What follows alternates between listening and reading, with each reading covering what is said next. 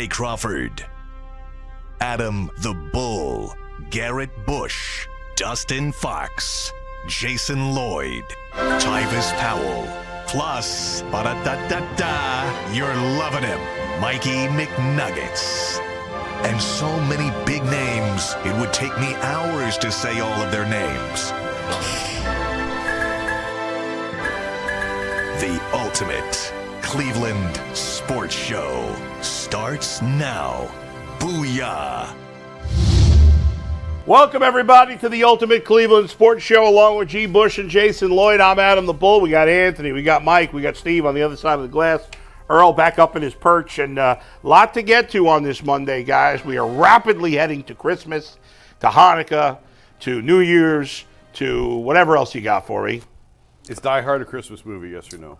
I was just asked that. Die Hard, to me, is not a Christmas movie. It absolutely is a Christmas movie. Just so any movie that takes place at Christmas time is a Christmas movie, then. Yeah.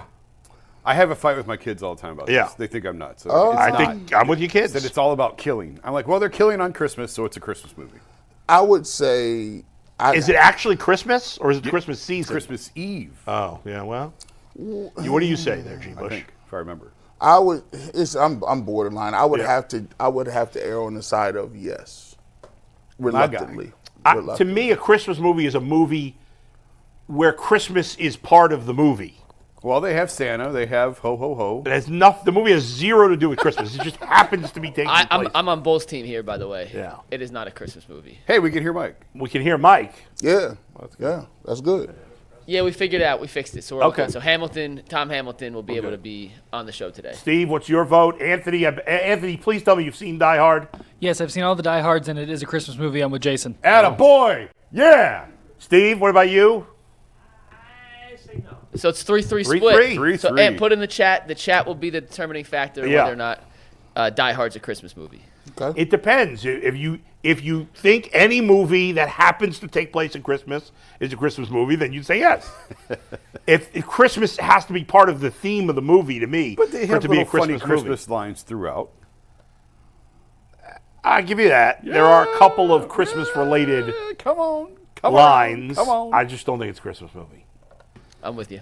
But part of you see now I'm talking myself out of it because now I'll ask you because part of it is I think a lot of people feel it's not a Christmas movie because it's an action movie, right? Or it's not like about the Christmas spirit and all that hoity-toity stuff. Right. Mm-hmm. However, there is a great movie called Bad Santa, which I'm sure have you seen it? That was just on the other day. I saw it it was on some channel the other day. Yeah. Have you seen Bad Santa?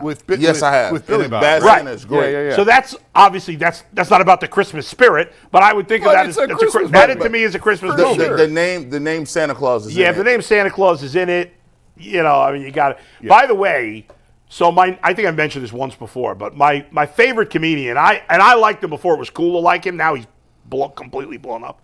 Is Nate Bargatze. Yep. He's completely blown up now. Yeah. And I actually watched network TV for the first time in forever besides a sporting event because he had Nate Bargatze's Nashville Christmas. I saw that. I had it on the silent TV. Yeah. Now, it wasn't as good as his stand-up, which is great. It was a little different. It was a variety show.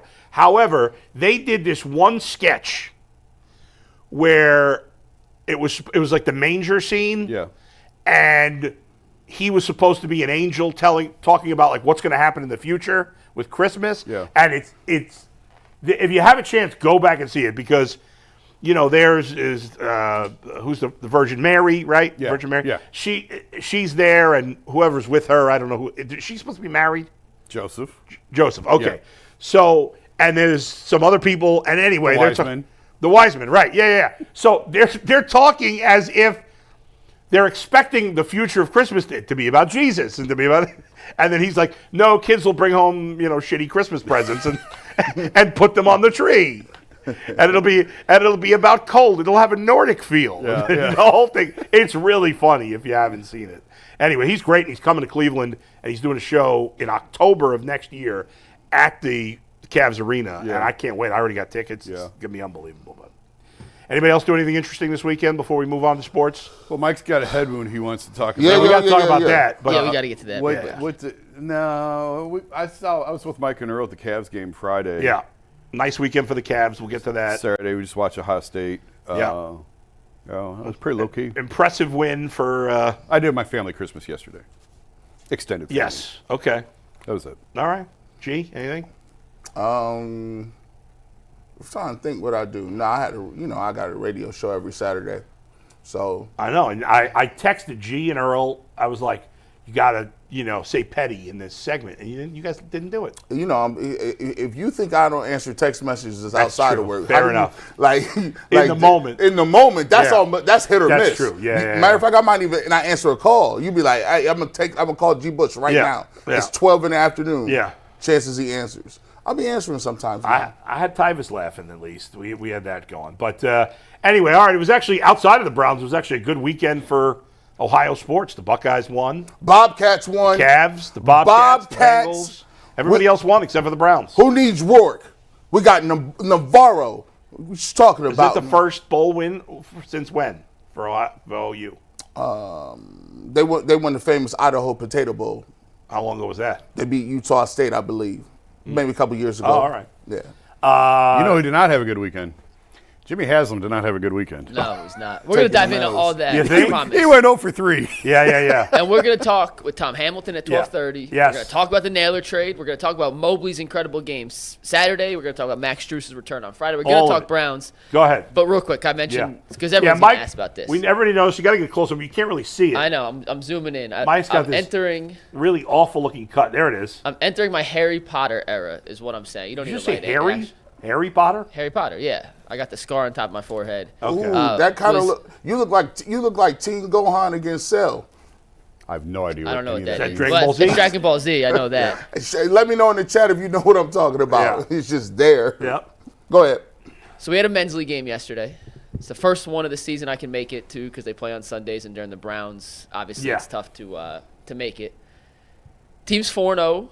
We won by 35 yesterday. Easy dub. Wow. You're like Max Strus. Your team wins without you. Yeah, we dominated again yesterday. But I drove yesterday, and the guy swiped at me. Ref didn't call a foul, and I'm gushing blood from my forehead. I'm like, all right, so if he didn't foul me, do you think my forehead just decided to Explode? bleed? He's like, nah, he didn't touch you, man.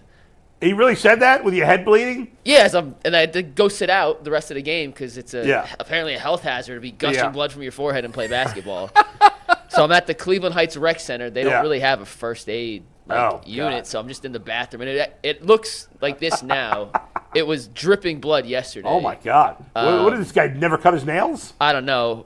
He had to take a 50-point loss yesterday, though, so we ended up with the last laugh. You think the ref would just say to you, yeah, I missed it, sorry. Yeah, no, he was like, no, it's clean. I'm just like... I mean, it's rec league basketball. You're going to miss calls. And we were up 30s at the time, so, like, whatever. I didn't really touch care. you. I was just laughing at the fact that he said, no, he got all ball. Yeah. As my forehead now is sliced open and I'm dripping blood. So I'll be at the Cavs game tonight, I'm sure, in the locker room. I'm going to get some shit from the players, but I got a good story. And You're going to get shit. You have that kind of relationship with the players that they're giving you shit? A couple of them will, yeah. Excuse me, Mr. Big Shot. Well, it's not. It's It's not me. If any of the guys that are in the locker room regularly walk in with a gash on their forehead, someone's going to ask me what happened. You were low key trying to say who you were right there. That's what happens when you work nights and weekends, Bull. He's putting work in. He is. Do you Jason, want to go to the game? If anyone walked in there with a gash on their forehead, they did not get the exact same. No, not everyone. That's actually not true. I had a fun time at the game when I went. Some guys, they wouldn't care. All right, well then maybe we'll see. So, I guess if I get some crap, then Mike's got that status. I like that. Yeah, I like the low key kind of brag. So we're gonna keep the weekly updates now on the men's league team. By the way, we're going for a championship. Shout out to the Boomers, 4-0. Boomers. Yeah, You're definitely not a boomer. I'm the second youngest on the team. Do you have to be a certain age to play? It's 21 and up.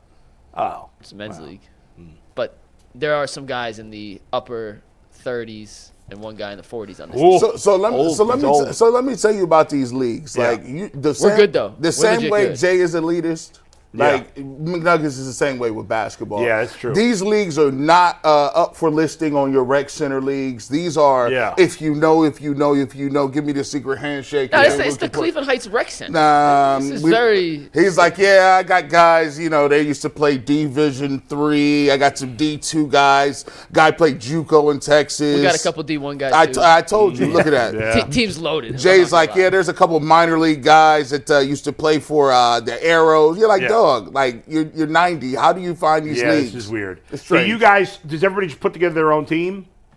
To be honest with you, I don't really know how. I mean, don't you want to be competitive? Is it fun if you're winning by 40? I had a lot of fun yesterday. All right, fair enough. What's your final line score? What do you say? What's your final line in the box score? I had 5 yesterday. That's it? I got taken out in 6 minutes into the game. Oh, 6 minutes into the game. What was your shooting? 2 or 3, but the one miss was the one that was apparently a clean block. So it should have. You're looking to have that scoring change and be perfect 2 for 2. I'm fine. We have a couple dudes who could really play. Okay. I'm not the.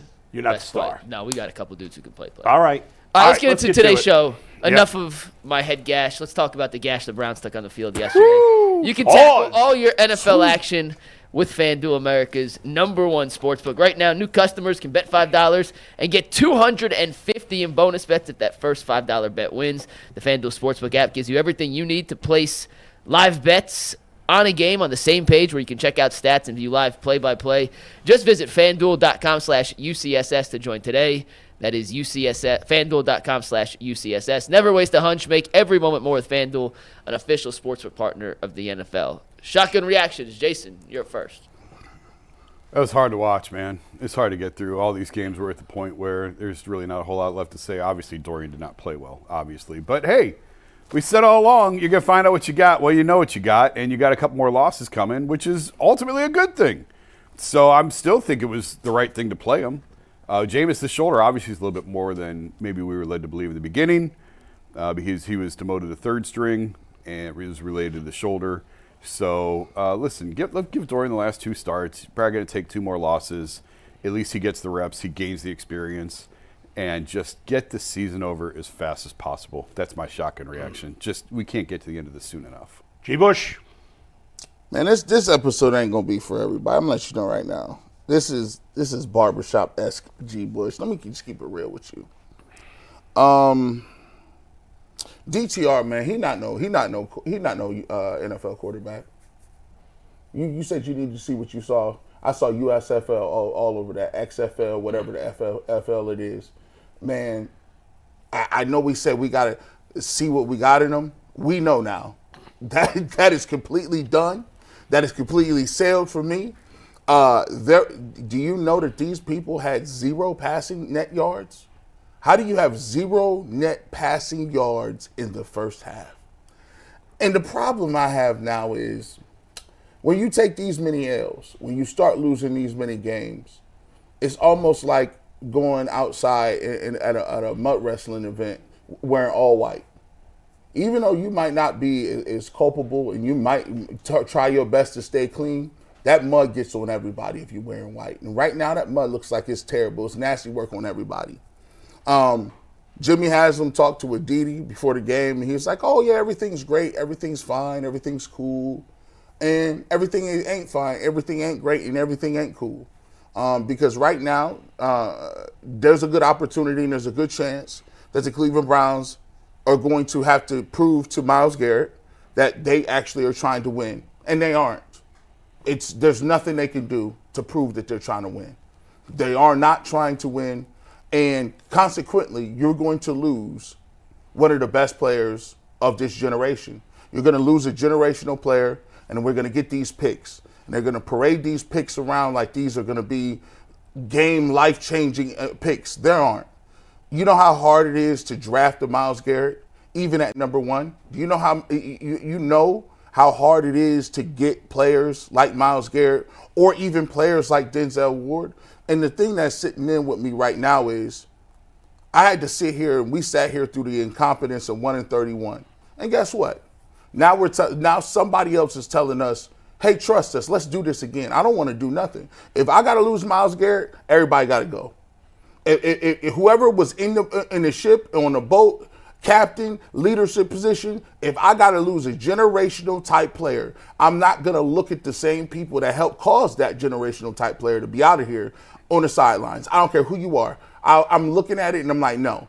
And to be honest with you, people should be thoroughly upset because what they're telling you is they are straight up in run it back mode. And let me remind you, I was this angry and I was this upset when J.B. Bickerstaff was still parading around having the Cavs at this certain level.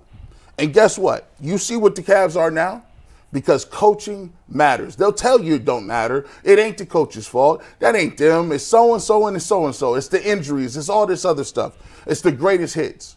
If you telling me that since 1989 you have not had back-to-back winning seasons, that's ineptitude at the top highest levels. So for me, elections have consequences. If you tell me that the president controls gas prices, which is not true, and the president controls grocery prices, which is not true, but yet still it was on his watch where the prices went up and we get rid of him, what more can you do for a coach in the front office that consistently has messed up their 3-11? It might not be all their fault, but it was on your watch. So yeah, I'm sorry. I can't watch too much more of it because I'm not going to reward people for bad behavior. I'm not going to reward you for being terrible by giving you a whole host of new picks and saying, go find another quarterback, which you have not done or doing anything with the ones you got. I'm sorry. I'll save my DTR thoughts because we get more in depth with him in just a little bit. But the bottom line is when it comes to the Browns, first of all, it's going to be they're obviously now locked into their worst season since they went 0-16. I thought we were past the days of the Browns being Drek, that we had reached a level where even when they had a bad season, they'd at least win 6 or 7, and it wouldn't be an utter disaster. This season's an utter disaster. G said that the Browns are not trying to win. See, I think it's worse than that because I think they are trying to win. They just have no clue how to do it. This team spent more money in actual cash than any team ever has in the history of football in one season. And yet they're going to finish the season 3-14. I can't get angry about yesterday's game because the game was even a little bit closer than I thought it would be. I thought they'd get destroyed, and they got destroyed. So, and by the way, I'm not giving the defense credit. Don't tell me they played a great game. They played great in the second half, but they gave them 17 in the first half. I know the Bengals offense is good. Still, 17 points allowed in the first half is terrible. So, yeah, they buckled down and they played better in the second half outside of the touchdown when the game was over late. But the defense has been mediocre all season long, and that continued yesterday. And I think what sums up the Browns is the fact that Cade York hit a 59-yard field goal Career long. At the end of the first half. Career long. Career long for him. It tied a Bengals franchise record. And that basically sums up the Browns. And Dustin Hopkins, who got given the week off to sort things out, missed the extra point. Right. I thought what symbolized the Browns was fumbling on the goal line and then jumping offside. That's true. When you got them backed up at the 1, hey, maybe you can get a safety. You got them pinned deep. Nope, jumped offsides, gave him free 5 yards. By the way, I had a bunch of people. So the Burrow touchdown to Higgins when he's like this in the air was obviously crazy. And people were saying to me, well, he hit the ground first. Doesn't matter. His knee was down. It doesn't matter. It would have been a sack. What do you mean? If his knee hits the ground because he was bumped off balance by an offensive lineman engaged with a defensive lineman. That's not true. Where did you see that? That's what the NFL rules guy said yesterday. Who? What NFL rules guy? I'll find the tweet.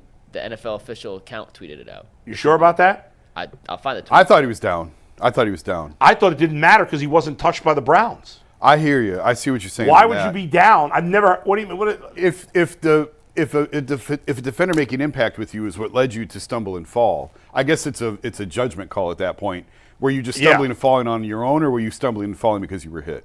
Yeah, but if you're hit by your own guy, I've never heard that rule. Well, I'm trying to find. I saw some random guy on Twitter say that, and people were jumping on board. No. I saw it from an actual. Okay, I don't know. I'll find the tweet. Anyway, it was a hell of a play. It was a great play. But the reality is, and I was telling people yesterday, if that was called a sack, it would not have changed the outcome of the game. It made no difference on how the game ended. Sure, it's sure. irrelevant. It Well, was it wouldn't a have cool been a play. sack because I think he was in front of. No, he couldn't have been in front of the line of scrimmage. He threw the ball. Yeah. Regardless, it didn't matter. The Browns lost. They weren't going to win. Yeah. No matter how that call ended up, they had no chance of winning that game yesterday. Let's Right. talk about DTR, though, Yeah. because that's going to lead us into our next conversation. We won't spend a ton of time on DTR, but this conversation, based on DTR's first start, is brought to us by PrizePicks. PrizePicks is America's #1 daily fantasy sports app with over 5 million active members. PrizePicks is the easiest and most exciting way to play daily fantasy sports.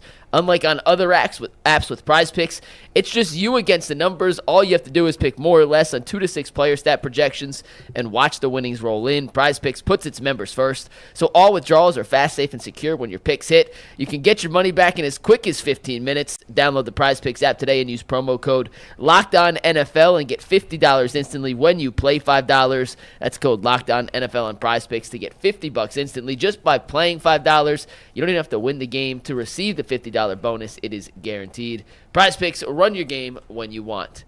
Bull, you did not give any thoughts on DTR, Yeah. so I want to start with you on this. Right. But we had said DTR had never gotten a start with a full week of preparation knowing he's the starter. His two Not other this year. spots, He did though. Not this year. Last year. Yeah, not this year. Yeah, right.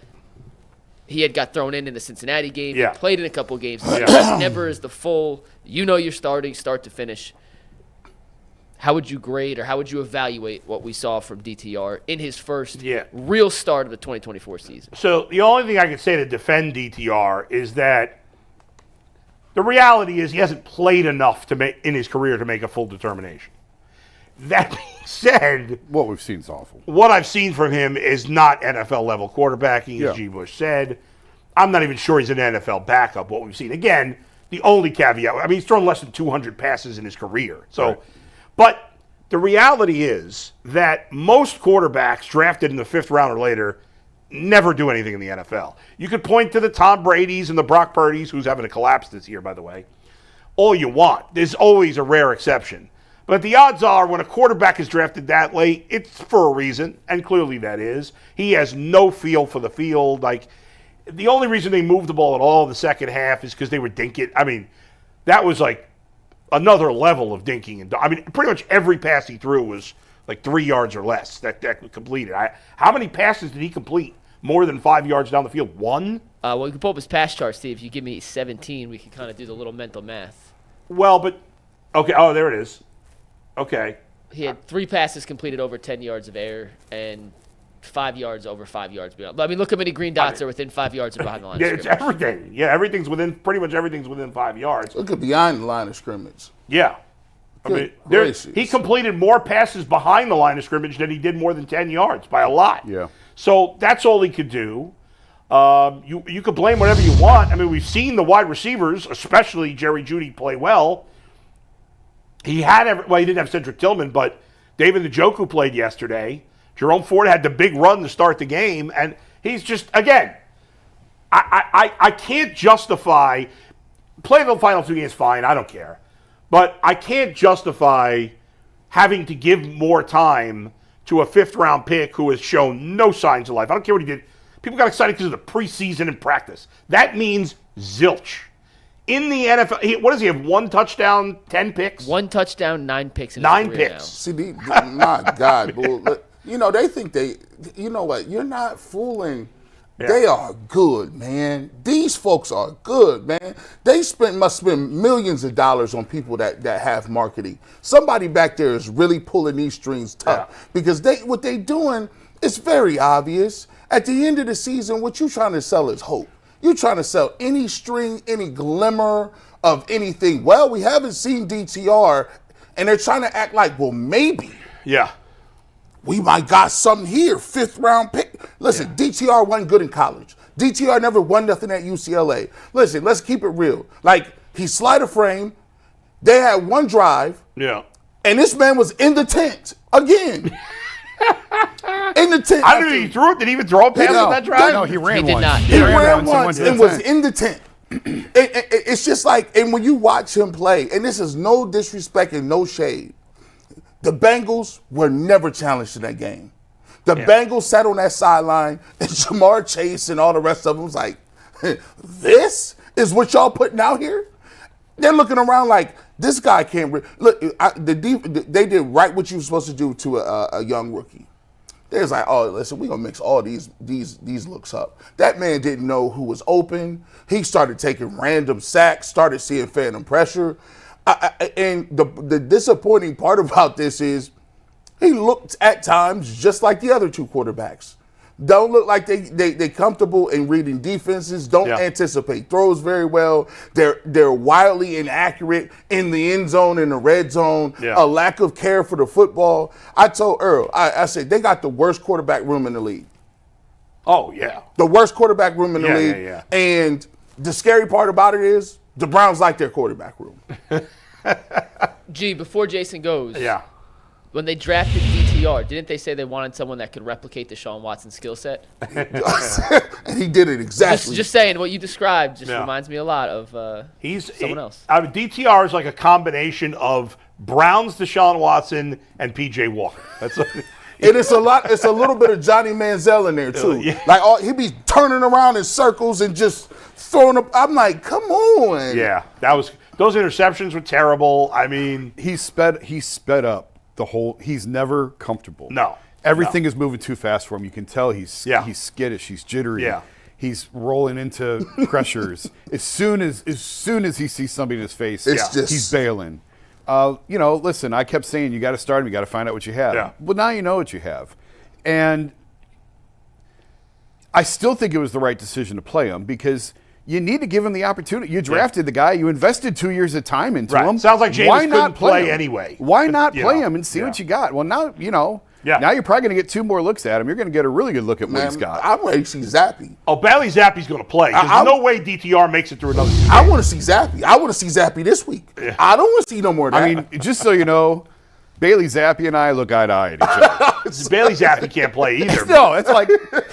And Zappi only... I'm just saying he's going to play because DTR's not making it through. I might be taller than Bailey Zappi. Oh, my God. I'm not kidding. Really wild. Like, we are eye to eye. And you know what you're what, 5'8"? 5'9". 5'9". The bad part about it is Bailey Zappi smoked us for 300-plus yards one year. Yes, he did. At the Brown Stadium. Did. Oh, my God. He cooked them medium well. Like this is...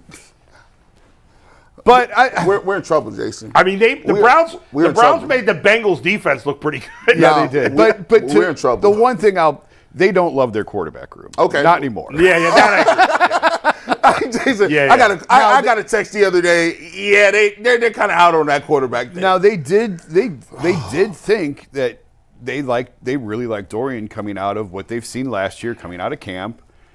They tried trading Jameis. I've said it 1,000 times. They tried trading Jameis and they demoted him. Like they were trying to push for more opportunities for Dorian. Well, now you see it. And listen, if he got another start, he'd hopefully improve a little bit. I don't think he was this bad last year. In those, at least from what you saw on the field, he beat the Steelers. His numbers weren't great in any game. Obviously, 1 touchdown, 9 interceptions. At no point was he putting up good numbers. His best attribute at this point is his feet. Yeah, the only good plays he made were with his feet. That was it. He made one decent throw. There was one throw in the. He threw to Jerry Jeudy. It was a 17-yard gain. That was a pretty. That was That was the only good throw he made the whole game. And I thought they did and look, there's a common denominator here. Yeah. This offensive staff, when the announcers got to keep saying like, "Hey guys, you had one of your best running games last week. Hey, Jerome Ford, kind of ran 62 yards on the first play. Why are you dropping back 40 times with DTR? Like, come on. Yeah. I know. Well, listen, it all started this year when they fired the whole offensive coaching staff, essentially. That was a huge mistake. Yeah. Ken Dorsey sucks. Yeah, he got to go, too. The whole offensive coaching staff's a disaster. You got to go, too. And we'll just leave it at that for now. All right, let's switch to the other side of the field and Myles Garrett, Mike. Yeah, well, Myles Garrett made some comments on Friday that obviously made a ton of news. And to make sure we're all on the exact same page referencing these comments, I want to play the entire exchange in full. It's 3 minutes and 15 seconds. Now, do we have the follow-up yesterday, too, or no? We have a tag board of what he said yesterday, which kind of reiterates some of the stuff he said. But this is from Friday. Yeah. This is Myles Garrett. It's 3 questions and 3 answers. You'll hear them all. So there's no confusion. We all are coming from the exact same spot. Here's what Myles Garrett said Friday in regards to his potential future with the Cleveland Browns. Quarterback uncertainty heading into next season and some other things on the team, some areas of the state of flux.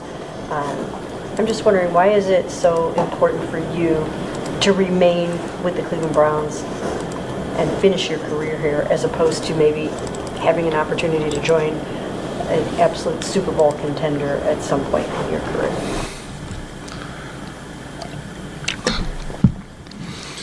Well, for me, I mean, first of all, I want to win. And I want the Browns to be able to put me and us in position to win. And I'm not trying to rebuild. I'm trying to win right now. And I want that to be apparent when the season's over and we have those discussions. I want them to be able to illuminate that for me, illustrate that for me, so that can be something that I can see in the near future. Because that's all we want to do. I'm gonna stay loyal to a team that show loyalty to me and faith in me by drafting me. But we have to do at the end of the day what's best for us. So if we have that alignment where this is something that is still possible in the near future, winning, going deep in the playoffs, putting a great defense out there, having a time of possession, running game offense, getting all the guys back, and I think that would really keep my mind at rest, keep me settled, and not just mine. A lot of the guys on the defense, the D line, around the team, but we have to continue to take strides forward, not just as players, but from top down. They have to show you that they have a sound plan going forward, that you want to know, like, what are we doing at quarterback and how are we going to get out there and contend again next season? Absolutely. As uncertain as it is from the outside looking in, it's uncertain for us as well. So whether DTR is the solution or someone else is, it's got to be drawn out. There's got to be a plan of action, and just got to know where things are going. If that vision didn't align, could you see yourself not being a Cleveland Brown? I mean, it's a possibility, but I want to be a Cleveland Brown. I want to play here. I want to end my career here. But if we choose to do a rebuild and it's 2, 3, 4 years out, I want to be able to compete and play at a high level, play meaningful games, and be playing past January. All right, now, before we dive into it, there was a follow-up yesterday. Do you want to put that up real quick? So here's the tag board I had, just that he kind of doubled down on the winning. He was asked about his comments he was making full. Yeah. And he essentially, he is now the youngest player in NFL history to reach 100 sacks. Right. He said, and I'm paraphrasing, but you can see the quote on the screen. It's a nice accomplishment, but we remember LT because he won and did all of those things. Kind of doubling down on the fact. And that's a very change of tune from what he said earlier in the season and throughout his career in terms of. He also did say that some people took it what he said originally as a shot at Deshaun Watson. He says he didn't. That wasn't his intent. He was not saying anything about Deshaun Watson, and I agree. We could pile on Deshaun Watson all we want. I don't think Myles Garrett was necessarily talking about Deshaun Watson. If he was, he was. And if he was, he was. Who cares? But I don't think he was. But anyway. Go ahead, G. You want to jump in? Why don't you jump in first on Myles' comments? Look, and I don't have no patience for none of these apologists that's going, oh, well, he doesn't want to be here. We want people who want to be here. Shut up. Stop playing. Like I'm going to keep it real with you, bro. Don't get mad and try to turn on nobody. He's a first ballot Hall of Famer. He's a generational talent. He's better at his job than anybody else that has played for the Browns. That includes the coaches, general managers, scouts, and ownership. He's been holding it down. He won 0 or 1 games the first year he played. The Browns have had multiple years, 8 to be exact, to find a way to win, to find a way to put something around him. They did a soft reset when they did a full reset. They ended up getting him. We wasted Joe Thomas's career and losing all them games so we could get a Myles Garrett. Now we got Myles Garrett. He's the fastest person to 100 sacks. Guess what? Now you wasted his career. Now what do you want to do? You want to tank again, get some more picks, and hopefully you can find a player that may be 50% of what Myles Garrett is. Y'all think these picks are golden. He wants to go to a contender, right? If you trade him to a contender, that means they're good. So those number 1 picks that you think you're getting that is going to turn into Joe Montana and Jerry Rice are going to be 26th, 27th, 29th, and you're going to get those picks. And you're going to have your middle of the road pick with a late first round pick. Good luck finding Hall of Famers at the end of the first round doing that. I just say it like this. I applaud him for doing it, and I think other players should do it. Because if not, ownership takes you as a joke. Certain teams use this stuff as business models. This is business and stadium talk. You know what Myles Garrett realizes? They trotting people out to give you explanations about what the roof gonna look like in the new stadium. And they give you 45 minutes on that. But they can't give you a 45-minute plan for Myles Garrett to say, who you starting at quarterback? What are you doing with the running game? Who's calling the plays? They can't give you that because they don't care about that. Myles Garrett will never step foot in that dome over there. He won't. Probably it's 5 years away. He's 29. Is he going to be here when he's 34? No. He woke up and was like, hold on. This sounds good, but I don't know if I want to be around for that. And you know what the Cleveland Browns are doing?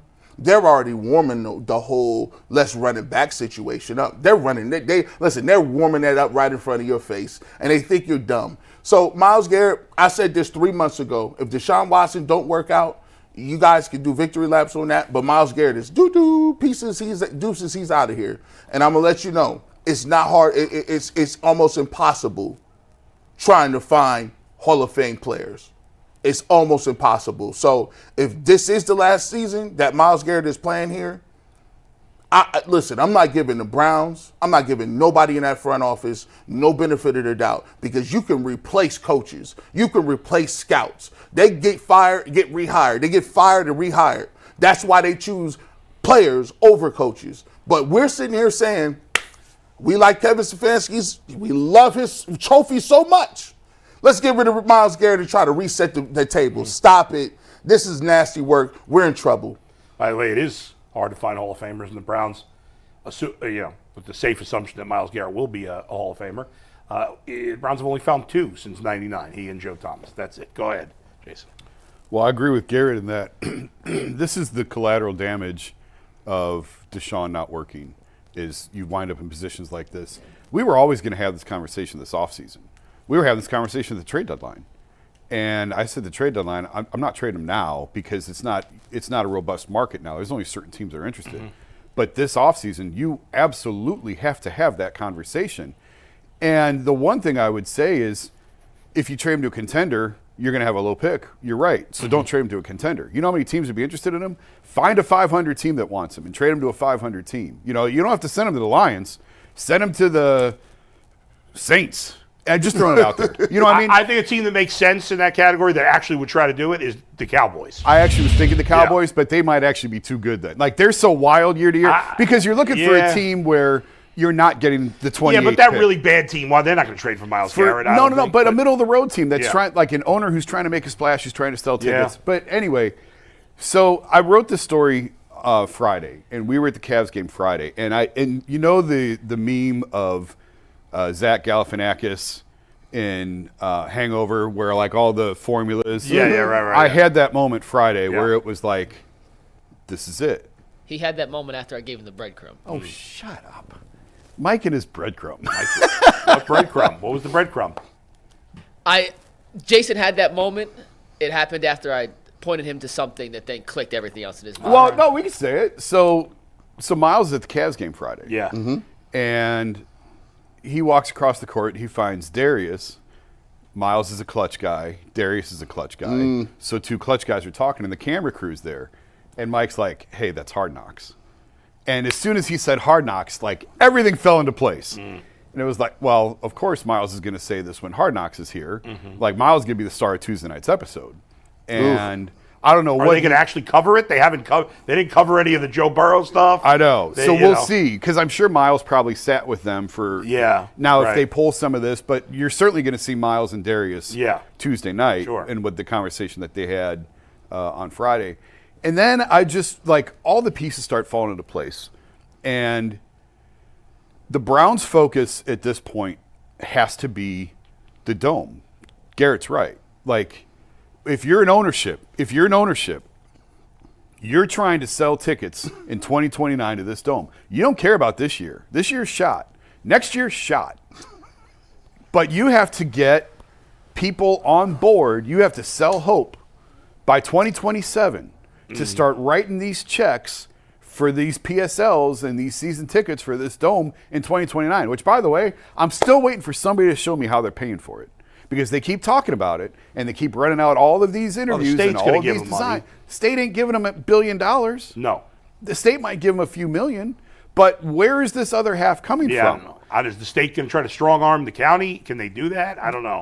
I personally, I still think Jimmy's going to have to pay for it himself. Good. He should. But we're not at that point. So until somebody tells me how they're going to pay for this other half, but that's a whole entirely different Yeah. conversation. So if they're really going to do this, if they're going to do this dome in 2029, you have to sell hope by 2027. Where is the hope on this current roster? As good as Myles Garrett is, everything he said is 1,000% true. Myles Garrett is not going to sell you PSLs by himself. You know what will? A quarterback. Where are you going to get the quarterback? Is it in this draft? Doesn't look like it. I'm not sure that it is. That's right. I know what this theory is. Go ahead. Yeah, yeah. I don't know Yeah. where this quarterback is in this. First of all, they're not even in position to get the top two if they go 1 and 2. I don't think anyone really believes that they're really franchise changers. But you know who's could be coming in 2026? Arch Manning. Arch Manning. And who has Jimmy Haslam had a fascination with since he bought the Browns? Peyton Manning. The Manning family. Yeah. It makes perfect sense. You've got to have, for all the things that Myles Garrett is, the one thing he's not is the same thing Joe Thomas was not, and that's a quarterback. Yeah. And until you have a quarterback, you aren't going anywhere in the NFL. So if you trade Myles for these picks, and I again, we were going to have this conversation. Myles just expedited things by what he said on Friday. Mm-hmm. We were always going to have this conversation this offseason. If you trade him for multiple ones, now you have the currency to move around the board. You're going to be bad next year.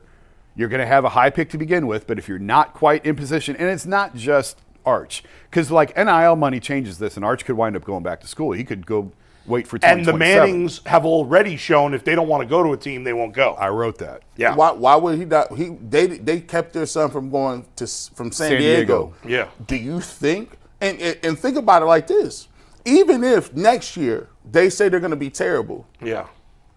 if they start off 1-6, they're gone anyway. Yeah, right. That's true. So everybody's fired. Yeah. Like everybody gonna get fired anyway. We'll see. But I'm talking strictly from an ownership. Yeah, right. Take the GM out. Take the coach out. Yeah. If you are the owner of the Browns, you are focused on this dome and selling hope in PSLs and tickets to this dome. You have to have that in place by 2027, which means you got to get your quarterback in 2026. The 26 draft at this point looks a lot better than the 25 draft. Is all of this a risk? Of course. Yes, it's a huge risk. The one thing the Haslam's will do is take risks. Yeah. They will shoot for the moon in that instance. We've seen that already.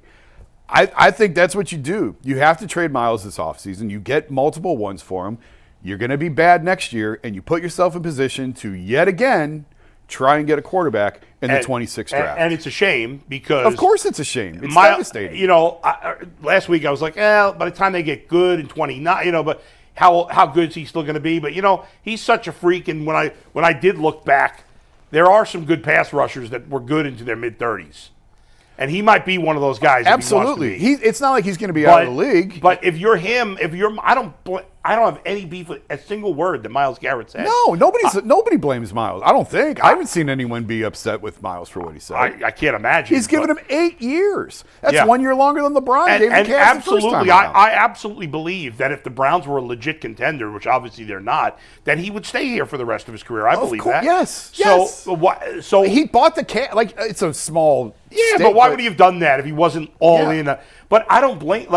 if I'm Myles Garrett, I absolutely want to be traded. There's nothing they could show him. No. They're not going to win next year. No. There's no way they're going to win next year, and they're probably not going to win in 26 either. He was close to saying this 2 years ago. Yeah, like right. 2 years ago, he was on the verge of going public with some of his frustrations, and he sort of backed off the ledge.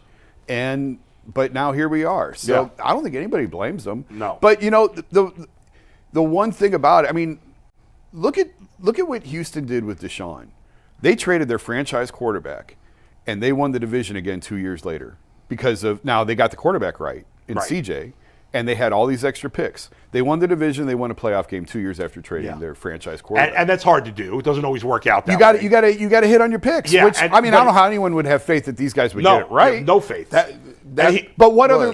My thing would be, what other choice do you have at this point? No, at this point you don't, because you've done such a bad job putting together a team that you're now in a spot where it makes sense to trade.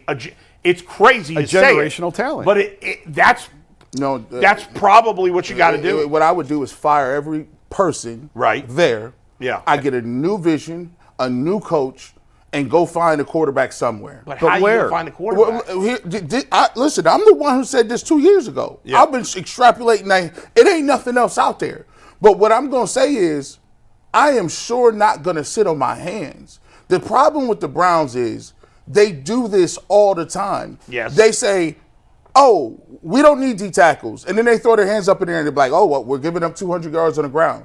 You say, oh, we don't need quarterback competition. We just got Deshaun, and that's okay.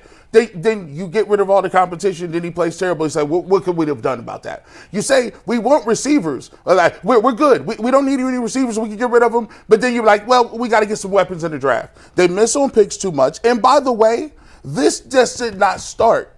This just did not start with Deshaun Watson. If I'm Myles Garrett, I say this starts with Baker Mayfield. Because you fumbled that bag.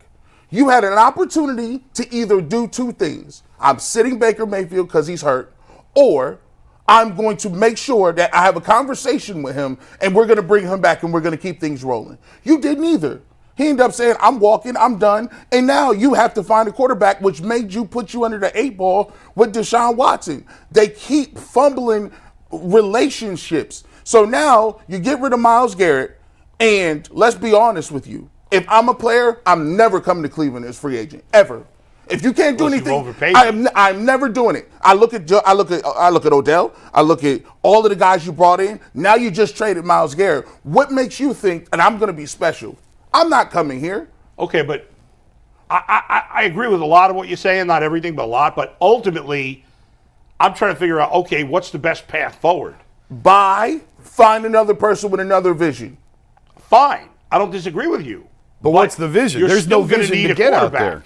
And the best way to probably get a quarterback is to accumulate a lot of high picks. That's the best way to get a quarterback. That's called hedging your bet. Because they're so terrible with picking quarterbacks that they need 2 or 3 other picks to just, if this don't work out, we'll at least get this. Think about this. This is a cool little exercise. You trade Myles Garrett, right, for 3 first-round picks. 2. I don't think you're getting 3. 2. Okay, so you don't get 2. So let's look at this. So say, for instance, you get Jed Wills and Greg Newsome. Yeah, right. That is their style. But that's how they pick. I'm saying, I'm agreeing with you. I would get new guys making the picks. If we just assume that every year, no matter who the Browns have, they're going to screw up the picks, then all of this is pointless because they're never going to be good. No, I've seen this for 5 years that they screwed the picks up. Well, a lot longer than that. Yeah, I mean, 25 years they screwed the picks up. So what I'm saying is, I'm not. Here's what's going to happen. I'm just be honest with you. This is going to happen. Right now, they're already putting it in motion. That's why they flew. We had a conversation about the young lady who came out. What was her name? Kat. She said, she talked about doubling down on their process even when the data doesn't. Oh, yeah. They're running it back. That's a whole conversation of, you guys don't know our process. This was all part of the plan. We already nobody's saying that. Nobody internally is saying this was. Everybody internally is like, this is bad. Disaster. This is bad. This is a worst case scenario. I can only go from what they telling me, because Dede sure made it seem like that Jimmy Haslam was super happy with what he saw on the field. No, she didn't say that. She said they're happy that They're happy with Stefanski and Berry. Oh, okay, well that's yeah. well that's happy. Obviously, they're not happy with what they're seeing on the field. But if you're happy with that, that just goes to, if you're happy with 3 and something and having to trade Myles Garrett, you're insane. How can you be happy with that? You don't have a quarterback. Nobody's happy. Nobody's happy with that. Well, stop talking. Why say happy? Just be quiet and be mad. Happy. I don't know. Be upset behind the scenes. But you telling me you're happy with it and telling me about this dome. Listen, people think that people gonna watch football forever. I'm gonna tell you something. Listen, this is a different generation. Maybe where y'all came from. When you get past 40 and 50, there's a little thing called loyalty. People that's younger is not signing up for this. They'll rather go play on the internet somewhere, and their attention span is quicker than $5-minute dollar bill. No, people is not dealing with this. They will go do something else. They'll root for the Bills. They'll root for the Steelers. Hey, the Bengals is in town. If you think that we're going to wait 5 more years for you to get good just to grease your pockets and hang out with you and make you feel good, I'm not doing 131. And I'm not drinking no Kool-Aid for nobody. If you, listen, y'all better get me up out of here. I'm going to be on you from Jump Street. No. You trade Myles Garrett, I'm not giving you the benefit of the doubt. I'm not saying, don't tell me, G. Bush, you're being emotional. Give him a chance. I'm on you I'm not selling no Kool-Aid. No more. You guys mess up, you cash these checks, and that's what you do every year, and you reset like people is dumb. We not stupid. I think most fans will still be there, unfortunately, because they get conned. This is not a tomorrow problem. I said this a couple weeks ago. This is a 10 years from now problem. Browns are losing a generation. Oh yeah, of fans. they are. You're right. What you both have said about the young people, you're right. The older fans are in, no matter what. Of course, that's fine. No matter what, that's not course. changing. I can't imagine anybody finds it acceptable that this team would be okay with losing the next 5 years. I'm talking about media members, fans, whatever. But people will still go to the games. But it's terrible. The Browns are in a terrible place. I don't trust their GM at all. I don't trust the coach anymore. I don't have enough faith in him. I think we've all gotten in this mindset of, when it comes to the Browns, that I think for good franchises, there's this high bar of championship, right? For Browns fans, and even some in Browns media, we've gotten to the point where mediocrity is an accomplishment. Yeah. Right? Baker Mayfield won 1 playoff game. He won a playoff game. Kevin Stefanski won 2 Coaches of the Year. They must be great. No. The goal is not to win a Coach of the Year, because everybody thought your team wouldn't be as good. If I have to hear one more effing broadcaster talk about the fact that the Browns won despite 4 quarterbacks last year, I don't give a shit.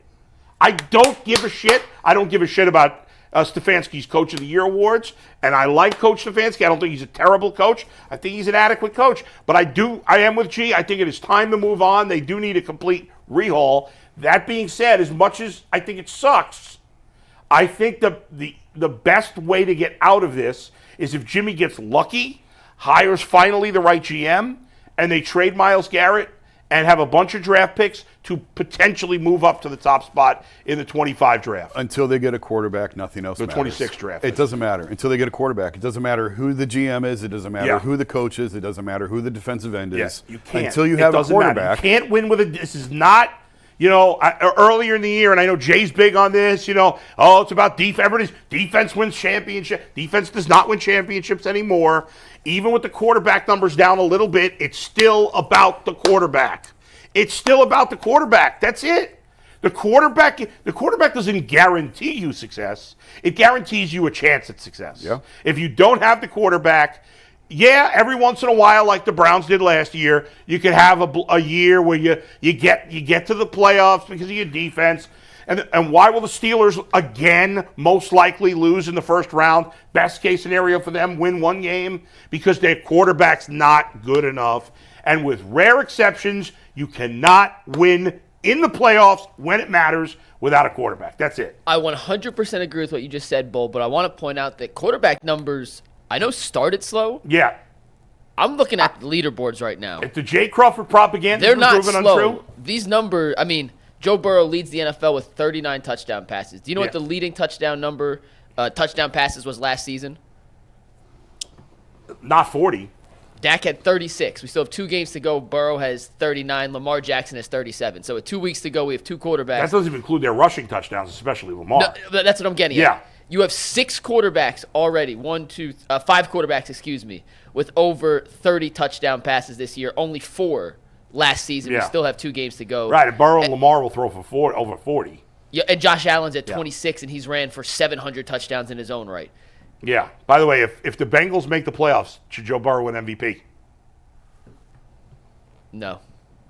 He should be in the conversation, just like Jerry Jeudy should have been in the conversation. He is no longer in the conversation. That was good, man. Jerry But Judy's out of the conversation. Josh Allen and Lamar's numbers, Bull. Yeah. Joe Burrow has 39 touchdowns. Lamar has 37. He has half as many interceptions, and he has his rushing yards and touchdowns. It's Allen, Lamar, and then Burrow's third, even though Burrow's having an incredible season. Yeah, listen to him. I would just maybe I gotta start listening to what's the name. I gotta start listening to these old dudes, man. It pains me. Which old dudes? Old dudes, I like BSK. Old dudes like Les Levine. Old dudes like Jim Donovan. Like them people. These people put all that time and energy covering the Browns, and the Browns ain't nowhere near. Anywhere, and you losing people that been talking about this team forever, and we still having the same conversations, and it's like, come on, man. Like at some point, like the excuses got to stop. At some point, it's like it's not that hard, fellas.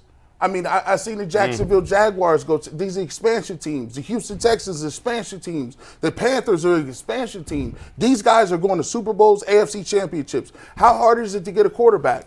All of them that got quarterbacks. Yeah. At some point, and you've been sitting here for 25 years, and you're trying to sell it to me. You gaslight me like, oh, it's rocket science, and I'm like, no, it ain't. You know, why do our quarterback come here and Russell Wilson was trash just like the rest of them? Now he's good. Why do other people get retreads that are good? I don't know. Like, it's hard to believe. By the way, Mike, I think it's convenient that your argument for Jerry Jeudy had to do with yardage. But then you ignored the fact that Joe Burrow's thrown over 500 more yards than Lamar Jackson. Let's go to the next conversation. Our next conversation, by the way, for the first time in the history of UCSS, it is Monday at 11:57. We're done talking football. Look at that. We got Cavs and Guardians for the rest of the show, 2 teams that deserve our appreciation. We got Tom Hamilton coming up at 12. Although I'm not thrilled with the Guardians offseason. We're gonna get we to never that. are. We never are. If you haven't already, we have pinned our UCSS 2024 viewer survey to the chat. Please fill that out. I'm being serious. You guys give us some feedback that'll help us make UCSS better and give you guys more of the content that you desire for 2025. So please give us your opinions. Any and all, it's anonymous, so we don't even know who answers. We just appreciate your answers.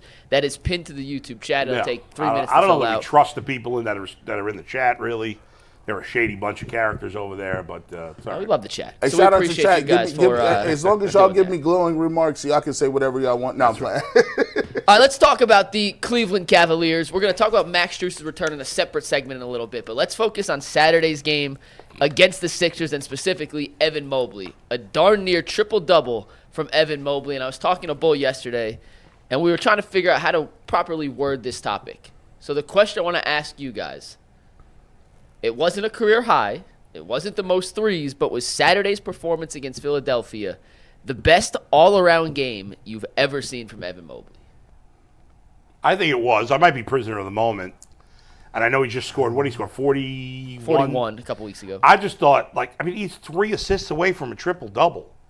And I know Philly hasn't been very good. And, by the way, how goofy does Andre Drummond look with the white sweatpants or whatever he's wearing and the white long-sleeve undershirt? I mean, he looks like a guy playing in Mike's Rec League over there. Listen, let me just... I thought it was his best game, I thought it was so well-rounded. And one turnover also, and that was late in the game. Man, I'm so happy to look at that. Hey, man, that wasn't there before. Jason, that wasn't there. Listen, this man... is 2, 3, 4 dribbles, crossover, spin, I'm to the basket. It's fade. Look at the comfortable nature that he's out here playing. Oh, yeah, I ain't got it. Let me move. I'm too tall. Bank. This dude is playing like it's almost like he is NBA 2K and he just got a bunch of VC that he bought off his mom's credit card, and now all of a sudden he has off the dribble packages. This dude he has the dribbling badge. He's out here shooting jumpers. He has the dead eye. Look, he's dunking everything around the rim. That's a great pass from Jared Allen, by the way. Look, he's just comfortable finishing everything. Like, this is what we talk. Listen, I'm sorry, bro. Let me go ahead and put my apology in, Evan Mobley. Maybe you got better because of this. I challenged your unicorn status. I did. I was on record saying, I don't know if you're a unicorn. You might be a zebra donkey, not a unicorn. Bro, you came with it, bro. You worked on your game in the offseason. I was on you about how you're not playing for Team USA. I was on you about a lot of different things. Bro, you came back. Look, you just dribbling the ball, just feeling comfortable about yourself.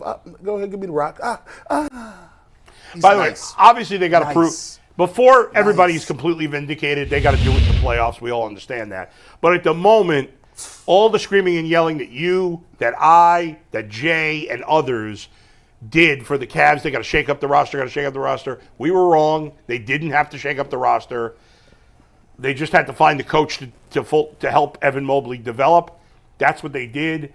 And right now, he looks like a borderline superstar. I think sometimes Evan doesn't get enough credit for this. Yes. Because it's always framed as Kenny's bringing out the best in Evan. I said help. I said help him become. And I do think that they're putting him in different spots. And I do think that Kenny certainly is using him differently than he's been used previously.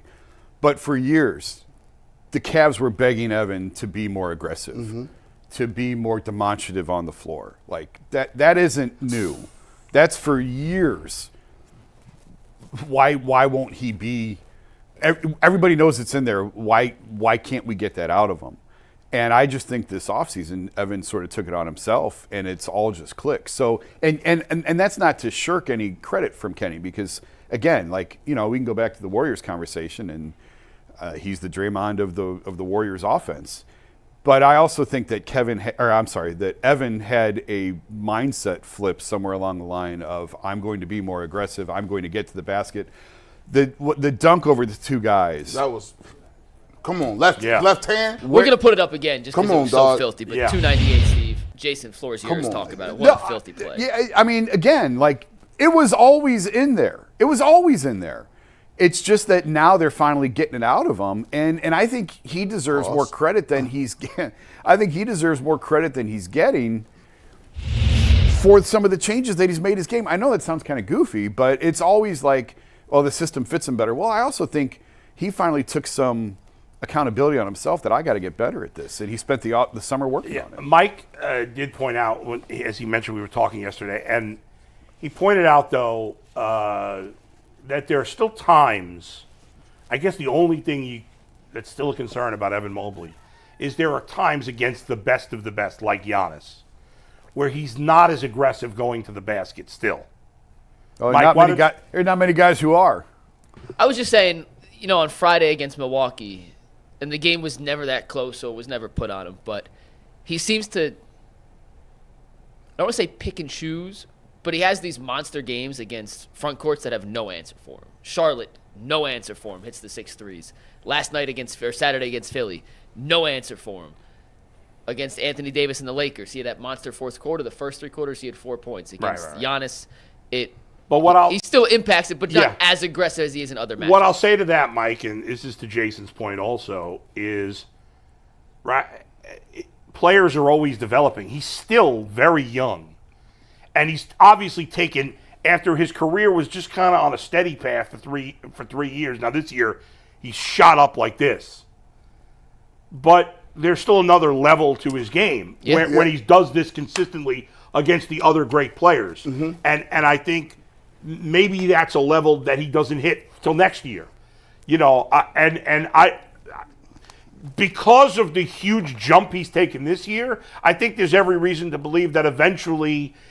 I get it. Giannis is great, and Jokic is great, and Embiid is great in his own way. But eventually, I think he's going to say, "Yeah, I can play with those guys, and I'm going to be as aggressive against those guys." See, Bull, I think, and y'all correct me if you think I'm wrong. I think that you're seeing the trajectory in this game just by the eye test and look at him every single day.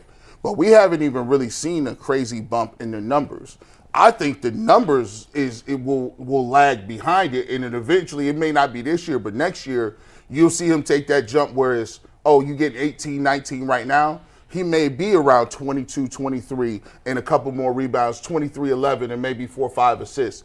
And the numbers ain't even got there yet. Yeah, what are the numbers compared to last year right now, Mike? I know we did it a couple of weeks ago. Yeah, no, right now I'll give you exact. I don't have the graphic for it. I'm just going to read it. But Yeah. this season, 18.4 points per game. Last season, 15.7. So pretty significant. Yeah, that's almost 3 points a game. Field goal percentage. Last year, he shot 57.9%.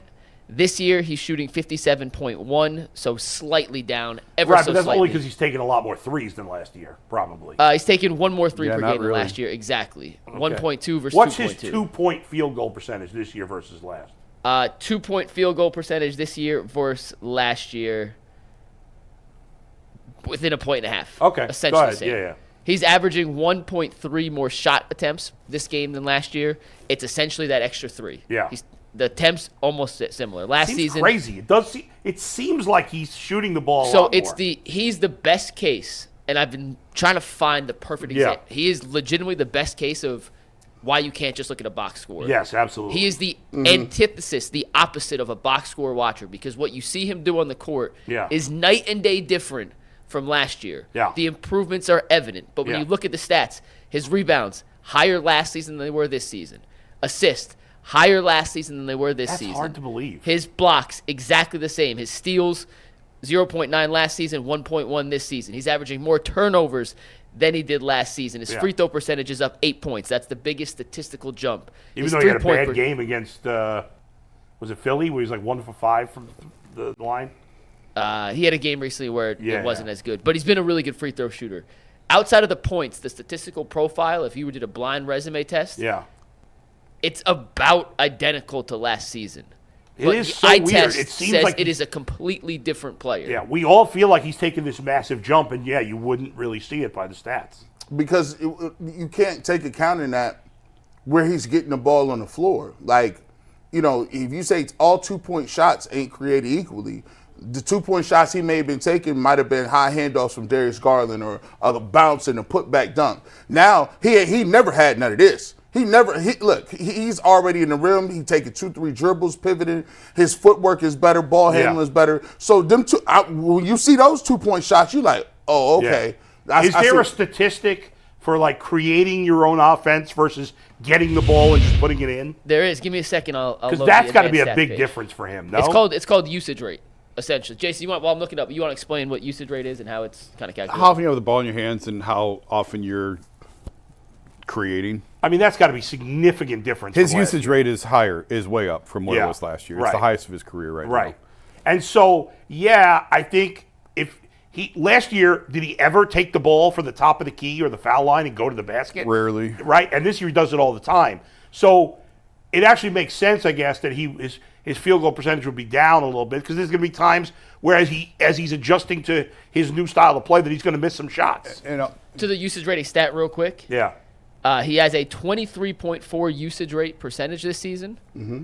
Last season, 20.6, so up 3%, which I don't know what that. that's a pretty that's significant. it's a pretty Significant. significant change for a team that has other guys with high usage rates like Right, Donovan right, and right. Darius. That's the point I was going to make is his numbers overall may not look that much different, but think about the jump that Darius has made, returning this year to Right. the sort of the level that you Yeah. expect from him. This team is so deep, and they're scoring at such a higher clip, and yet he's been able to maintain a lot of his other numbers. Right. It more goes into it than just looking at the numbers and comparing to last year. I was really impressed over like the weekend because there were times where Milwaukee didn't play Damian Lillard, right? But for the most part, everybody else was playing, and they just got them out of there. Like it wasn't like there was times where Cavs would have came out and been slow or struggled or not came out with the right energy or turned the ball over a lot. But they got Giannis and them out of here. Like when I watched them play, they literally believe like, oh yeah, Paul George, you had your day in the sun. Like that was you had your day in the sun, Paul. Listen, Milwaukee, you're not the Milwaukee of a couple years ago. And the way they come in and just be like, oh, yeah, get them out of here, especially at home, it shows that they're not only just playing well, they're believing that you guys, we believe at this point that we are the best team in the league. All of a sudden, I don't know if it's all of a sudden, it just feels that way to me, that all the old, like the old guard great players are all like they falling down the tubes, aren't they? A lot of them, yeah. Washed. I mean, They're by old. the way, I mean, they're old, legitimately old. I know they're not playing terrible basketball. They've been okay. The Lakers have to be the most talked about, uninteresting story in the history of sports. Yeah. Is that unfair? They're done. Yeah, but they have LeBron, so they're going to be a constant. I mean, the Cowboys, it's the but they're not it's the being, ESPN effect. But now they're not being talked about that much right now. Who cares about the Lakers? No offense. Who gives a shit about LeBron right now? I don't care about LeBron. I don't care about the unibrow. They suck. They're not winning anything. I don't care. I'm thinking about blocking Dave McMenamin on Twitter because I don't want to see his tweets about the Lakers. I love Dave, but I got to mute him. I don't want to see tweets on my timeline about the Lakers. Who gives a crap? Well, his job's to cover the Lakers. So I don't get know mad that, at Dave McMenamin Mike. for tweeting about the I'm Lakers. not blaming him. I just don't care about the Lakers. I'm sending this clip to Dave, and he's so petty. Yeah. He will call you. I and curse love you. Dave. He's great, but I don't care about the Lakers. To your point, Bull. I know it's his job. The old guard, like if you take a look at Anthony Davis, LeBron, Kawhi I find those Leonard, guys all boring. I have no interest in any of them. Kawhi Leonard, Yeah. what's the other guy? Who he plays in Phoenix? Not Kevin Durant. No, not Durant. What's the other? Not Bradley interested Beal. in him either. Bradley Beal, Jimmy Paul Butler. George. They're all older, yeah. All of them. Them old don't care about dudes. any of them. They watched. Put up. Embiid on that list too. I know he's not that old, but I don't care about Embiid's him. older than you think. Well, he's not LeBron old. I mean, he He's missed not the young. first 4 years of his career. Yeah. What is that, Embiid, 31? He's 31, yeah. I'm which is- embracing the Cavs. I find the Celtics interesting. I find the Thunder interesting. They're a good young team. These old guys, I don't give a rat's ass about any of them. This may mean nothing. Yeah. I want to go back to because I was thinking about this in my Yeah. head. I want to go back to usage rate that we were talking about with Evan. And what was Evan's usage rate again this year? 23.4. Okay, so that's like when you're playing with two ball dominant guards, right? And you still have a 23.4 usage rate. I went back and looked. That's actually right where Kevin's was the year they won the championship. So Well, his usage rate. So just that, I'm just trying to give context, and I don't know what LeBron's and Kyrie's were. I don't have time to look it up. Yeah. But you're like the ball's usually in Donovan and Darius's hands.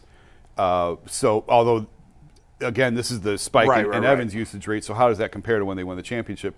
Kevin was around 28, 29 usage rate when he was in Minnesota, came to Cleveland and dropped to 21 his first year, which is massive.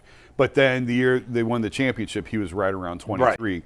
Just to provide you a little bit of context of what a big man, his role can look like with the ball in his hands when he's playing with two ball dominant guards. All right, that's good. That's a good comparison. We're going to move on. One Yeah. last, just so you guys just give you other comparison to usage rate. Giannis leads the league this year in usage rate with a 36.6% usage rate, which means they run about 37% of their possessions through him.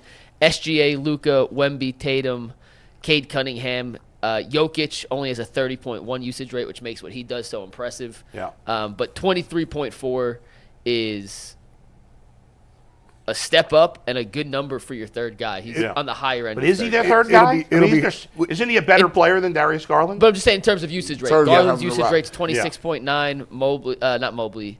Donovan's 30.2. Is Evan Mobley a better NBA player than Darius Garland? Well, they're two totally different I know that, but players. if you had to make I a would list, I would take Evan over Darius right I now. would Yes, too. I mean, The he's a defensive big. component's He's the It's difference. exactly it. Yeah, he's big. And Evans, I think Evans' usage rate's only going to continue to go up in future years. Right. Yeah. It's So. exciting. And all these guys are going to be here. Yeah. It's a great. It's an exciting time to be a great Cavs thing fan. to It really have. is. Go ahead, Mike. Let's talk about the Josh Naylor trade. This segment's brought to us by FanDuel. You can tackle the NFL action with FanDuel, America's #1 sportsbook. Right now, new customers can bet $5, get $250 in bonus bets if that first $5 bet wins. The FanDuel Sportsbook app gives you everything you need to place live bets on the NFL all in one place. You can also bet on Major League Baseball, the NBA, NHL. If you want to bet on something, FanDuel has odds for you. When you get a hunch in the middle of the game, you can check out the latest stats, view live play-by-play, and so much more on the same page where you place your bets. Just visit FanDuel.com/UCSS to join today. Never waste a hunch. Make every moment more with FanDuel, an official sportsbook partner of the NFL. So the Guardians making 2 transactions over the weekend, and obviously they're related. First, they trade Josh Naylor to the Arizona Diamondbacks for a pitcher by the name of Slade Cecconi. Didn't they get a second player in that deal? No, they got a comp pick. Oh, a comp pick, right. So, and then they signed Carlos Santana, brought our old buddy back. Jason, I know you're pissed, and I get it. Baseball trades are very different than the other sports. In football and basketball, trades are way more straightforward. It's obvious what a team is trying to do in football and basketball when they make a trade. In baseball, it's way more nuanced. And to the point where when I was tweeting about what the Guardians did, was it Saturday? Saturday night, right? Yeah. That I had the diehard baseball nerds getting mad at me, Yeah. and the casual fans who don't see the nuance Right. getting mad at me. Both sides were angry based on what I was tweeting because it is nuanced. There are parts of everything the Guardians have done this offseason that I get, and there are parts of it that piss me off. Yeah. Because when you're making a baseball trade, especially a team like the Guardians, you're thinking about, okay, does this trade help me now? No. Nothing the Guardians have done this offseason has been to the benefit of the 25 season. And that pisses me off. Could the trades they've made make them better in 26, 27, 28? Sure. But it's not a guarantee. There's certainly a lot of potential upside there. Slade Cecconi was a first-round pick. He's a talented player.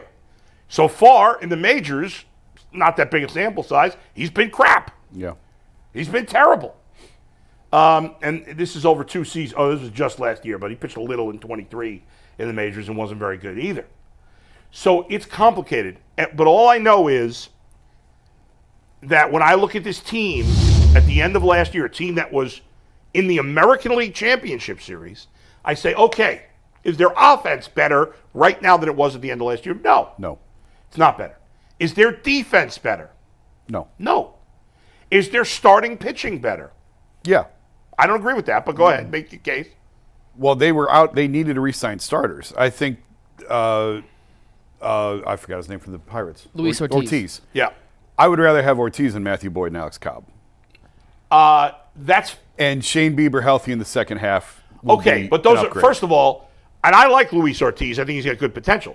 But Matthew Boyd pitched great for them last year. Yeah, he did. But how sustainable is that? Okay, but we don't like Luis Ortiz is far from a sure thing. Of course he is. He's got potential. Yeah. And we don't know what Bieber's. Boyd was great for 2 months. He was lousy his entire career until those 2 months. Yes, he was. Very, That's fair. very average. That's fair. Bullpen, they're slightly worse. Not significantly. You traded Sandlin, you traded Morgan, you added nobody. I don't think that matters. Sandlin and Morgan were not their high leverage guys. Okay, but you know what? In bullpens, which are the most volatile of all, when guys are up and down, like Eli Morgan's been a pretty solid reliever for them. I'm not saying the difference in the bullpen is going to matter. I'm just saying they're not better. Agree. And so, you want to argue that the starting rotation's better? I don't think it's worse. I certainly don't think it's worse. Okay. But I'm with you on lineup and defense. We could settle for it's the same. Yeah. It's equal. But the thing you needed to improve the most, the lineup, is worse. Yeah. And that's the frustration. Absolutely. And that's why fans like G, who are not in the minutia like 5% of us, are pissed. Yeah. It's like I'm trying to just explain it from fans is trying to get into the Guardians. Like you trying to get people. They make in. it very hard. Yes. And it's like yes. You go you want a couple plays. Like you played the Yankees tough. The Yankees had to play their ass off. They hit some crazy home runs. Listen, we threw our best. We threw our best at them, and it's like cool. Like we was young. We got a first-year manager. Great. And then you win a couple of games from the World Series, and then you come back and it's like, oh yeah, shout out to our platinum glove second baseman.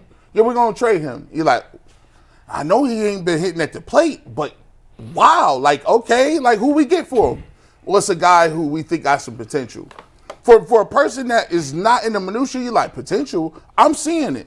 It's hard for me to trade somebody for somebody's potential when we've already seen and that has been developed. Then we talked about like, hey, Boyd.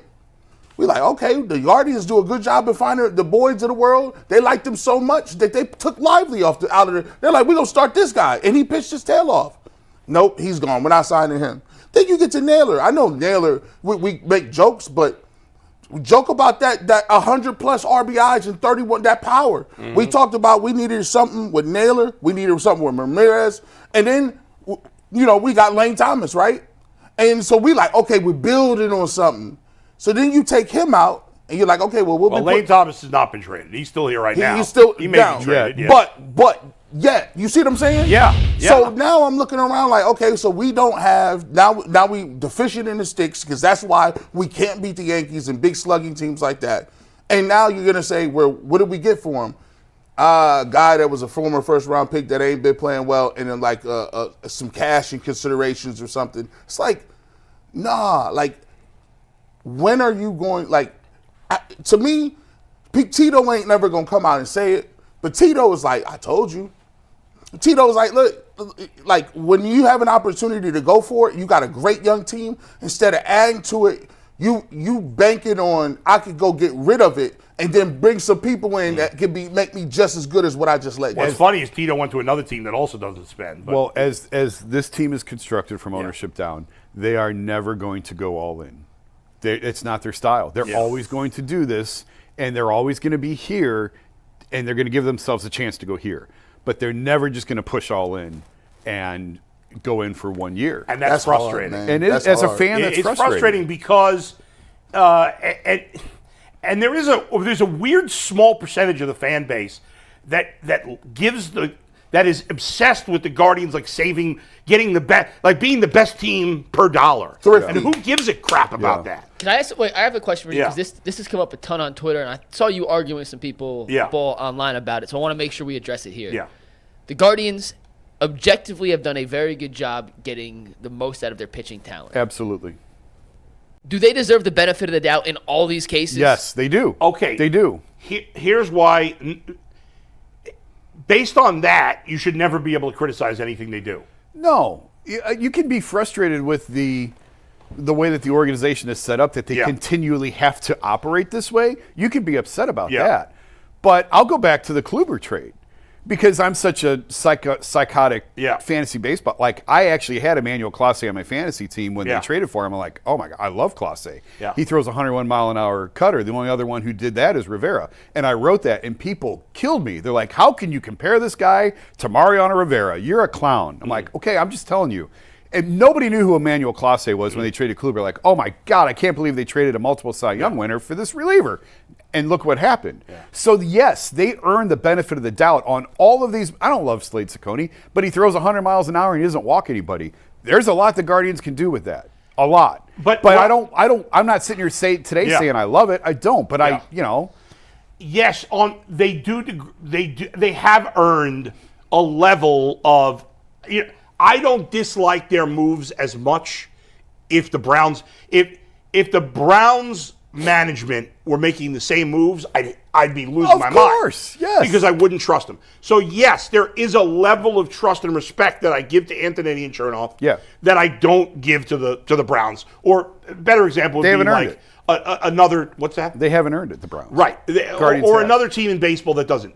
But this idea that they turn every pitcher into a good pitcher, that's nonsense. Of course not everybody's going to get turned into a good pitcher. But their track record is better than most. Their track record is good, but just think about if you had a reasonable payroll with the front office you have. And that's what you can be. And that's what I'm saying. Frustrating that's thing. where it's okay to be frustrated that they have to operate this way. Antonetti and Chernoff say all the right things. You don't think they'd want to hire payroll? Of course they do. Yeah, no, I know you saying that, but for the people that defend the constant shedding of money. But you know what they do appreciate, what they do love?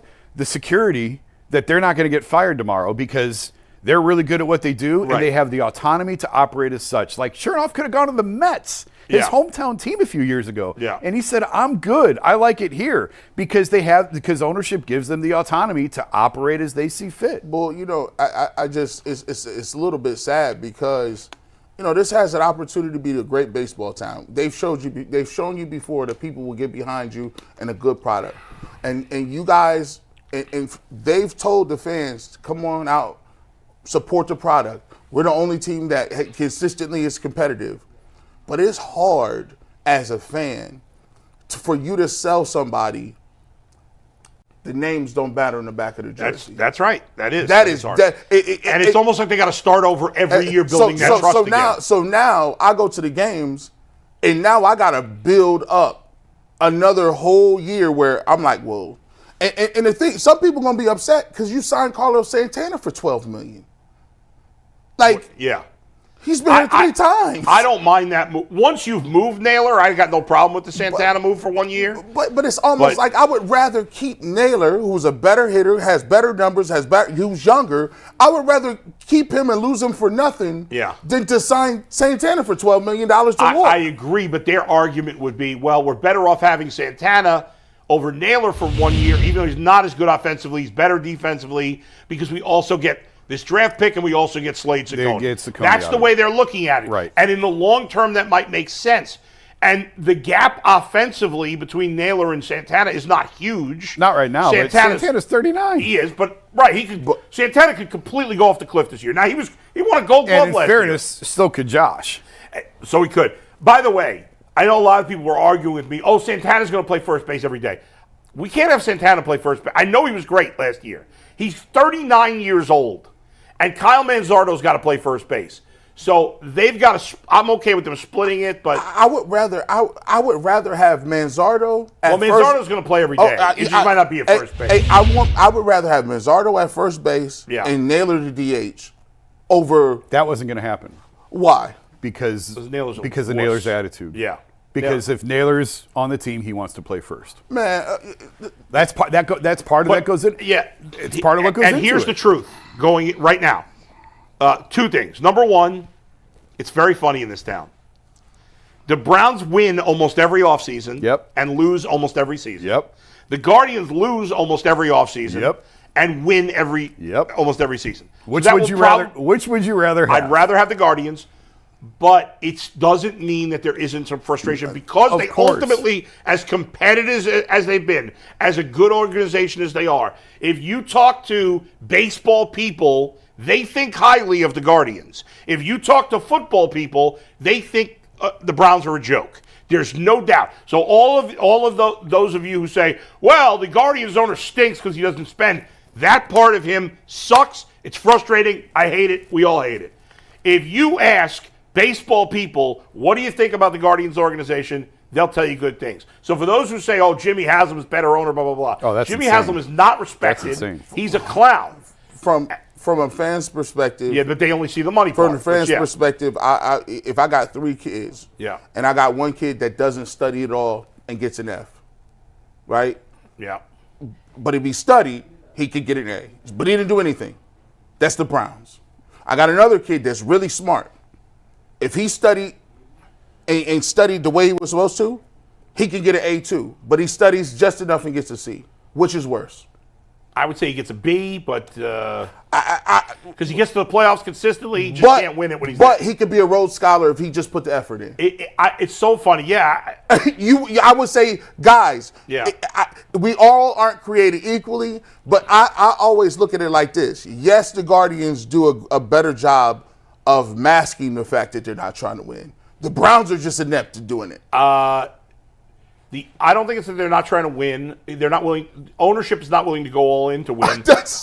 Obviously, the front office is trying to do everything they can to win. It's an ownership type thing. So it's like, I get it. I understand that you can't do certain things. But it's hard for me to swallow the fact that, there are some things that you probably can do. Is it uncomfortable for you? Sure it is. I told Bull, I said, now look, they got smart PR people too. You know what they top priority is going to be?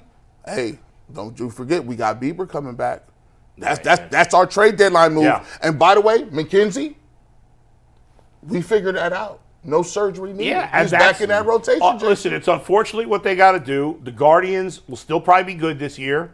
It is frustrating. I get why the fans are frustrated they don't spend enough money. But yes, like getting back to the original point before, and we got Tom Hamilton ready to go. Ultimately, they do put out a competitive product every year, and they do deserve a level of trust when they make trades, even if they don't always get it right.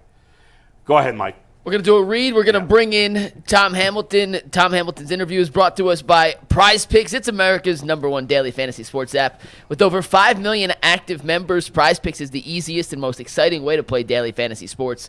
Unlike with other apps with Prize Picks, it's simply you against the numbers. All you have to do is pick more or less on 2 to 6 player stat projections and watch the winnings roll in. Prize Picks invented the flex play, which means you can still cash out if your lineup isn't perfect. You can double your money even if one of your picks doesn't hit. Download the Prize Picks app today. Use promo code LOCKEDONNFL and get $50 instantly when you play $5. That's code LOCKEDONNFL on Prize Picks to get $50 instantly when you play $5. You don't have to win to receive the $50 bonus.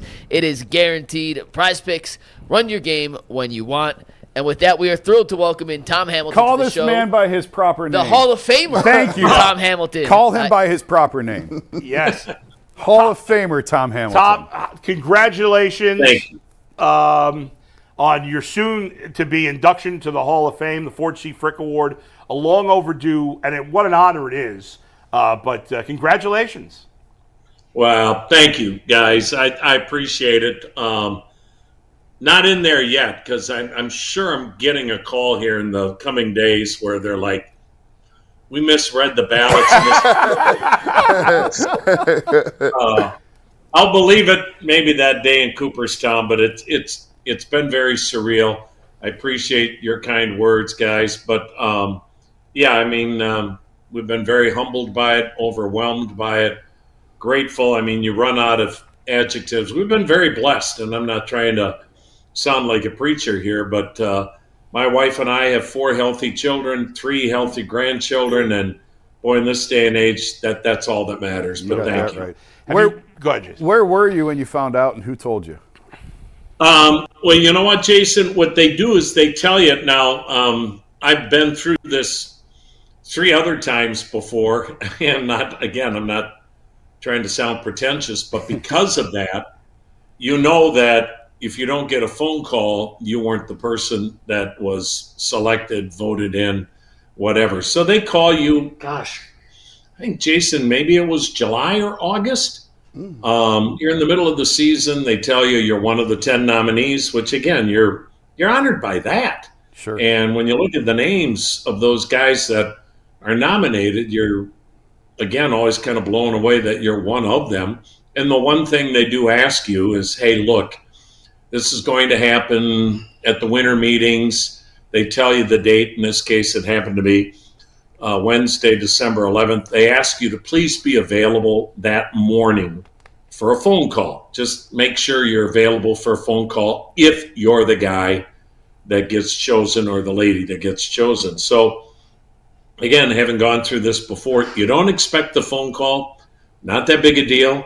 And we're in the midst of doing things, getting ready for the kids to come home and whatnot. And about 11 o'clock, my wife was like, hey, I do have a lunch with a good friend at noon. Is it okay to get ready and go? And I was like, honey, it's 11 o'clock. I'm going downstairs. I'm going to get a workout in. Go get ready for your lunch. If we were going to get a call, we would have had it by now. And so that's kind of how our morning went. And at 11:35, 11:40-ish, the phone rings, and I don't know how you guys are. If I don't know the number, I'm not answering. That's right. That's right. Scam lightly. You better pick up that phone. What is this? And you know it's 10 robocalls coming if you answer the wrong call. It came up Cooperstown. Wow. Which, again, guys, I'm sure you're this way too.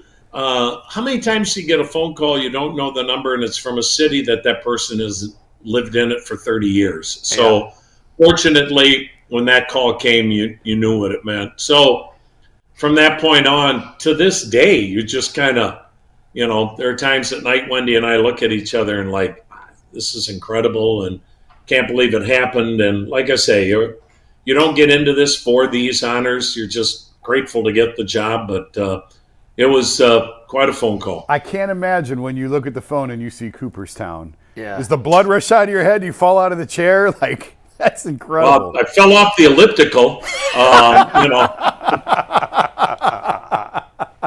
Old people like me that have had double knee replacement. that's what we're limited to now. So, and honestly, guys, that's why we were so flabbergasted. At 11:40, I've kind of forgotten about it. You're working out, you're watching whichever sports show you're watching or whatever it was on TV, the news, whatever, and kind of, at that point you're like, we didn't get the call, no biggie. Yeah. And but then you find out the one thing they told us right away was, please do not call your kids, do not call the ball club. Nobody knows this, and we want to have the ability to release it at noon, which was another 10, 15 minutes away. So now you understand why the call came so late. Again, Right. I was of the impression if you were going to be told, you would have been told more than 15 minutes before they release it. But in this day and age, guys, as you know, with social media, if somebody gave you that news at 9 o'clock, you call one of your kids, the next thing you know, somebody's posting it. So it was stunning. There's something when if you're somebody who is at least 40, and I'm 53, Jason's about 65. No, but obviously we've had great broadcasters in this town for all sports, but there's nothing like when you were a kid before TV got so crazy and every game was on, that you would all summer long turn on the radio and listen to your broadcaster. And there's still to this day, even with everything on TV now, there's still that special relationship between the baseball play-by-play guy and the fan that to me is more special than any other of this type of relationship. And listening to you, I feel that, and I grew up in New York, so I didn't grow up listening to you, but I love listening to you on the radio. I will put on the radio. I'll sometimes just get in my car and listen to you on the radio instead of watching you on TV because I enjoy that experience and you paint the picture so nicely. And before you answer, I want to jump in. I think part of it is the pace of baseball allows you to get to know the announcer. Yes. Where basketball, it's right. back and and football's forth. only 17 football, games. It's only 17 this is games. the whole season, And you have 162 games, and it's leisurely to an extent. You have time between pitches, not as much now with the pitch clock. Sure. But you have an opportunity, and Tom, you are such a masterful storyteller, and you have time to let we get to know you, I'd feel like everybody knows Jimmy Donovan. Everybody got to know Jimmy. Everybody knew Joe Tate. But it's different in baseball because you have more time between pitches, especially if the game's out of hand or whatever. You can develop almost like a relationship that you don't get in the other sports. Yeah, Jason and Adam and Garrett, I agree. When I got into the business, I was like, I will make a horrible dairy farmer, and my mom and dad agreed, and that's probably why they sold the farm, thinking if we're leaving this clown the farm, we're all in trouble. So, for me, I just wanted to do play-by-play. I wasn't good enough to play professionally, and so this seemed like the next best thing. I loved every game that I called in football, basketball, and baseball. I called more football and basketball prior to getting to the major leagues than anything. That's because that was what was available as I worked my way up the ladder. So I feel like I have a great appreciation for all three sports and what it takes to call all three, and love calling all three because they're all different. But you kind of nailed it from the standpoint, we're an everyday event in baseball. And look, no one, no matter how big our ego is, none of us in the business know that no one is listening 3 hours a night. They're in and out of their car. They're in and out of the boat. They're at a little league game with their kids. They're golfing, whatever the case may be. We're getting people listening maybe 10 minutes at a time. You want to be out in the summer. We've lived inside all winter long in this part of the country. And so I think that's the one beauty that we have over the other sports. Look, football's an event. As you mentioned, there are 17 games. There are however many now in college. That's an event. Basketball is the time of the year where you may be indoors. You're going to listen. We've got a great one doing the games now, and Tim Elkhorn, who you don't think anyone can follow Joe Tate, and who's been better at it than Tim Elkhorn, and that's a credit to Tim. But we do have the advantage that it's every day. It's kind of like reading a book, in that, one day you may read 5 pages, one day you may not read any. And so we've got that daily connection, and I'm very grateful for that. But even more so, guys, I'm in a community, my wife and I and the kids that, aren't here anymore, of course, after being raised, but some are, some aren't. But the point being, we're in a community that loves sports, that's not apathetic. They may be angry with your club, they may be thrilled with your club, but the worst thing you can have is apathy. And we don't have that here. And it's why it's been such an incredible place to raise our kids and to have the passionate sports fans, whether they're mad or happy, at least they care. Yeah. Tom, I don't like these guys because they got all the Hall of Fame questions out the way. They warmed your shoulders up and everything, and now they like, yeah, we got to have a question about fans being upset. This is so. Obviously, the Guardians have made a lot of moves. Naylor, Jimenez, and they've actually signed some other people as well. And these guys tell me, as we contrast sports and football, and the way you go about building teams and sustain is different from basketball. Maybe you could explain, because you've been around the game so long, you've been around the organization so long, how some of the moves on the surface may not seem like fans will be upset or happy about them, but the difference between the way the Guardians have to operate in baseball in contrast to the way some of the other things might work with the Browns or the Cavs, and having to rebuild it a different type way. Well, it's a great point, Garrett. And I think we have a perfect example in this town in Donovan Mitchell. And, it is so great to see the Cavaliers having the kind of start that they have had. I mean, talk about capturing a city from the get-go in a long NBA season. They've done it. And they went out and traded for a guy like Donovan Mitchell. But more importantly, in the NBA or in the NFL, they were able to offer him more money than anywhere he would go as a free agent. So you have the ability to keep that young man in this town, especially if he likes it, and it's obvious that he does. He obviously seems to be, I don't know Donovan Mitchell, but it's not hard to see he's a good guy. It's not hard to see he's a great teammate. It's not hard to see what other people think of him. That's the beauty that those sports have over baseball. That's my biggest disappointment with baseball. It's never going to change until we get a salary cap with a salary floor, where we have a level playing field, where you have the ability to, I think it is so frustrating for a fan and for me and for the organization. We ought to be rewarded in baseball for having a smart front office like we do, that draft, develop, and trade. And it shouldn't be, the Yankees. Oh, okay, well, you get to cherry pick just because you have a financial component that nobody else can compete with. And I think that could be the next CBA Armageddon in a couple of years. How do we level the playing field more so that we don't just have 5 clubs bidding on these superstars? If we don't have Jose Ramirez, who's one of the top 5 players in baseball, who's a future Hall of Famer, if he isn't willing to come together with Paul Dolan, and, he's getting well compensated, but by the same token, he could have gotten more money if he had become a free agent and whatnot. That's a player's prerogative. I think those players have earned that right. But how lucky are we that Jose, when he said, I want to stay here, said, I want to stay here and make it work. I also want to stay here and play on a good ball club. That's the frustrating thing. I know some people are obviously frustrated with some of the moves, but I think the one thing this front office has earned should be some trust. One, the offseason's not even close to being over. We don't have our first game until the last week in March, and things will happen between now and then. Getting Carlos Santana back here, I think it was important, and I think Josh Naylor's a heck of a player.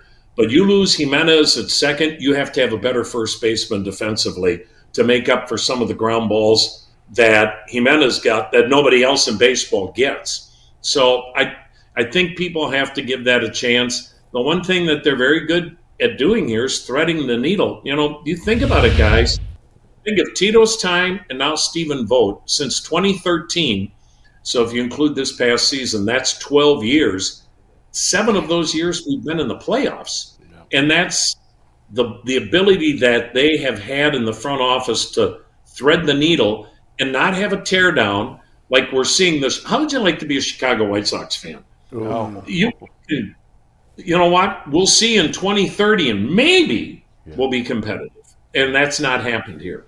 Yeah, well, the division's going to be great next year because Minnesota still competitive. Yeah. Obviously, Kansas City and Detroit are on their way up. It's going to be fun. Last thing, Tom, I'm curious. Emmanuel Clase, who was finished, I think, third in the Cy Young, was third or second? I think he finished third. He had a pretty bad series against the Yankees there, and just didn't have a great postseason. Period. Are you concerned at all about the mental hurdles he may have to get over heading into next season? I think it's a great question, Adam. Am I concerned? No, because I don't think that'll be an issue for him. That being said, I don't know. Yeah. We can all say there's no carryover, there's no residual. I think we've all seen firsthand. Jose Mesa was never the same guy, not even after the 97 blown save in Game 7 of the 9th inning, but even before that. I think Clase has that mental capacity to move beyond the postseason because when you look at what he did all season long, I mean, he was basically perfect for an entire season. I think it also shows you, and I'm actually happy, not that he had a rough October, but I like the fact that games weren't over in October.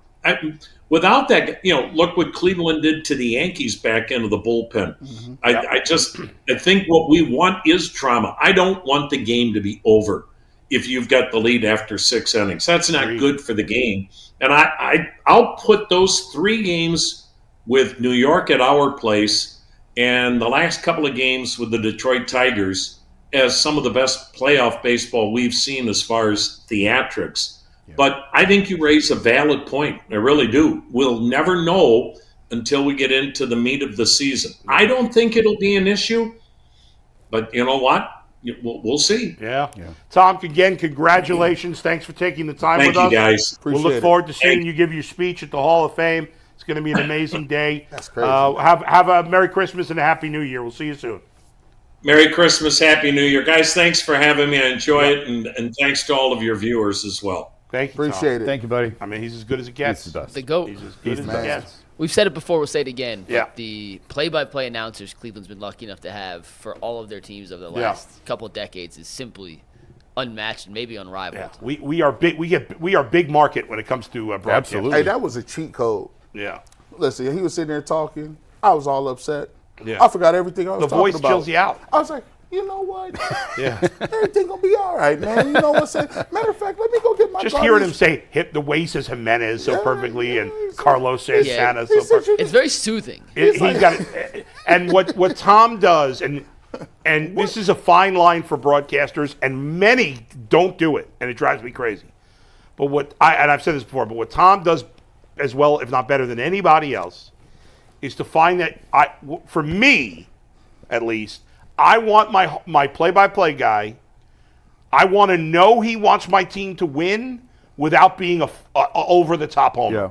And that's exactly what he nails. Crowd control, bro. Yeah. Like even if he says something, you can't. It's like it's deflection. You can't get mad at it. Like he'll call his own team out, and he'll do it in a way where it's like, right. You know And I want he's that. I hate been- announcers that every time there's a bad call that hurts my team, we mention it, and when every time it hurts, it helps my team, we don't say anything. Yeah. Drives me nuts. He doesn't do that. I love it. We're going to spend a few minutes on Ohio State here, then Yes. we'll get to Super Chats. If you haven't filled out the survey, it's pinned to our chat. Please help us. Help us. It takes 3 minutes. We want your feedback to know how we can make UCSS better. I promise you we got over 2,000 people watching. We only have 200 answers so far, so there's 1,800 out there that have not answered yet. Do it. Help us. Let's make UCSS as good as possible in 2025. Ohio State beat the brakes off Tennessee. Yeah. in a not-so-fun weekend of college football playoff games. My question to you guys, and we'll do some other college football playoff observations in overtime, but specifically on Ohio State. Where the heck was this team a couple weeks ago when they played Michigan? And that's it. Like I know, all the Herb Streets of the world want us to now kiss Ryan Days. And Kirk Herbstreit, shut up already. He's getting I've had run enough through the of it. mill. I have had enough of his nonsense. Calling fans lunatic fringe. Why? Because they think that Ohio State should beat Michigan? Shut up, Herb Street. He was so scared to make opinions, and now he's got his chest out because the big softy won one game against the soft Southern team that had to come up north to play. They played great. They should have played like that against. There's no excuse now. They should have played like that against Michigan. Yeah. That's exactly right. They better win the championship. Otherwise, Herb Street and Ryan Day can shut the F up for me. I really thought that the Michigan loss may have broke them. Yeah. Mentally, like emotionally. I kind of thought it's going to go either they're going to lose the first game to Tennessee, which I kind of thought they might, Yeah. or it's going to go the other way, and it's going to infuriate them and piss them off to the point where now they just win the whole thing. Mm-hmm. They certainly have enough talent. Yeah, it kind of felt like that Michigan game was a breaking point. Now, which way is it going to go? Is it just going? Is it going to ruin them, or is it going to be the catapult that they need to? Because this, I think you saw it. This is the best team in college football when they play to their capability, and that's coaching. Yes, getting these guys to play to their capability, that's coaching. They have the most talent of anybody on the field. They should not lose a game. They shouldn't have lost that Oregon game. They should have won the Oregon. They should have. And Jason, the aggressiveness that they played with in this game, versus the uptightness, I guess, that they played the Michigan game is it's unbelievable. This is the best team in college football when they play the way they're supposed to play. It's different. So the difference between Michigan and Tennessee is nowhere near as physical as teams in the Big Ten. They were supposed to have this monster front seven. Where was that? Michigan, you dealing with people that is going to fight each other with butter knives. It's going to be long and painful. It's not going to be a quick death. They knew they had them on the ropes, and when it was that cold, I also think. Did you hear what they were talking about during the game? They talked about how they usually have pep rallies, and nobody wasn't there. Like Ohio State was doing pep rallies and different things where they usually go to what's the heck his name is? St. John Arena, St. John's the Skull Arena. Session. Yeah, they was like, for the first time, there wasn't people like it. It wasn't there, and they was like, I've been to what? a couple of those. They are packed. They packed all the time. Yeah, and I think their walk into the stadium, was full of Tennessee fans. Like, they can say crazy. whatever they want now about it wasn't a takeover. It was a takeover. Yeah. But it disappeared because Tennessee, Ohio State took over the game. Right. And I got a buddy who ran track for Tennessee. He went down to Ohio State to watch the game, and he was talking about how it's Tennessee Vols. We out deep. It's here. And I was like, listen. Then at the end of the game, boy, they were salty. They had a long drive home. Paul Feinbaum was like, y'all was frauds. I think Ohio State, who they got next round? Oregon. They're actually favored over Oregon. They should be. Undefeated 1 seed, which is kind of funny, which goes back to the point of this is what Ohio State was supposed to look all season. This is that's why Ryan Day deserves the criticism. They had if they don't win. championship or bust expectations, regardless of some people in Columbus. It's a neutral field. They should be favored over Oregon. They should have beat Oregon at Oregon. They had some dumb penalties early. Oh, the second round is not at home stadium? No, it's the Rose Bowl. It's the Rose Bowl. It should be. It's the Rose Bowl. That's going to be – I will say this, though, Bull. This is going to be a theme. A lot of them teams that SMU smoked. Indiana smoked. That first round sucked. Yeah, but what do you expect? You two were telling me parity. I told y'all we didn't need 12 teams. No, hold on. I'll take my apology. They're going to put 12 apologies. They're going to put 12 teams in here. But what they are going to start doing is being like, Alabama's going to get a nod. So the games don't matter if you win games. Doesn't matter at all? No, I mean they do matter, but they're going to start. How do we know Alabama would have played any better? Listen, I covered college. We're probably getting into the overtime stuff now, but I covered college football for 10 years before I went to the NBA. I covered Ohio State. I wrote in 2003, I think. Andy Geiger was still the AD, and we went round and round about this. This was under the BCS system. 8 teams. That's it. You got to win your conference. You want to make the regular season matter? Win your conference. Ohio State wouldn't have been in this year. You take you at the time it was six major conferences, 2 at large. You have 1 spot for Boise State or whatever. You got 1 spot for Notre Dame if they're worthy. You can figure out how you figure that out. 8 teams, first-round home games. Save it for That's OT it. because we're I going to think get that it's for fine. OT. I think the Back 12's to Ohio fine. I State, won't though. go on any further. But it's 1 year. You can't overreact to 1 year. The seeding is bad. They'll fix it next You don't year. need 12 We'll get to that teams. in overtime. But Ohio State, real quick, because then we got some super chats. Yeah. If Ohio State plays the way they did on Saturday against Tennessee, will they be national champions? Yes. Probably. Yes. Yeah, they could beat anybody playing that way. Yes. Do you expect But them they to be able to won't play at because that Ryan level for Day's No, a bad games in a coach. row? I don't expect them to play at that level Yeah, for no. 3 more games. No. Perfect. All right, let's get to some super chats. We're going to get to more. We're going to talk about the other games. We'll talk some more Ohio State, Indiana, Notre Dame, SMU, Penn State, and the Texas Clemson Any of those game games worth in talking about? overtime. The Texas game was closer, Texas but it's more Clemson the was big a little picture. closer. We could talk about our ideas on how to fix some of the. All right, go ahead. But we have a bunch Super of super chat. chats. These are all quick though.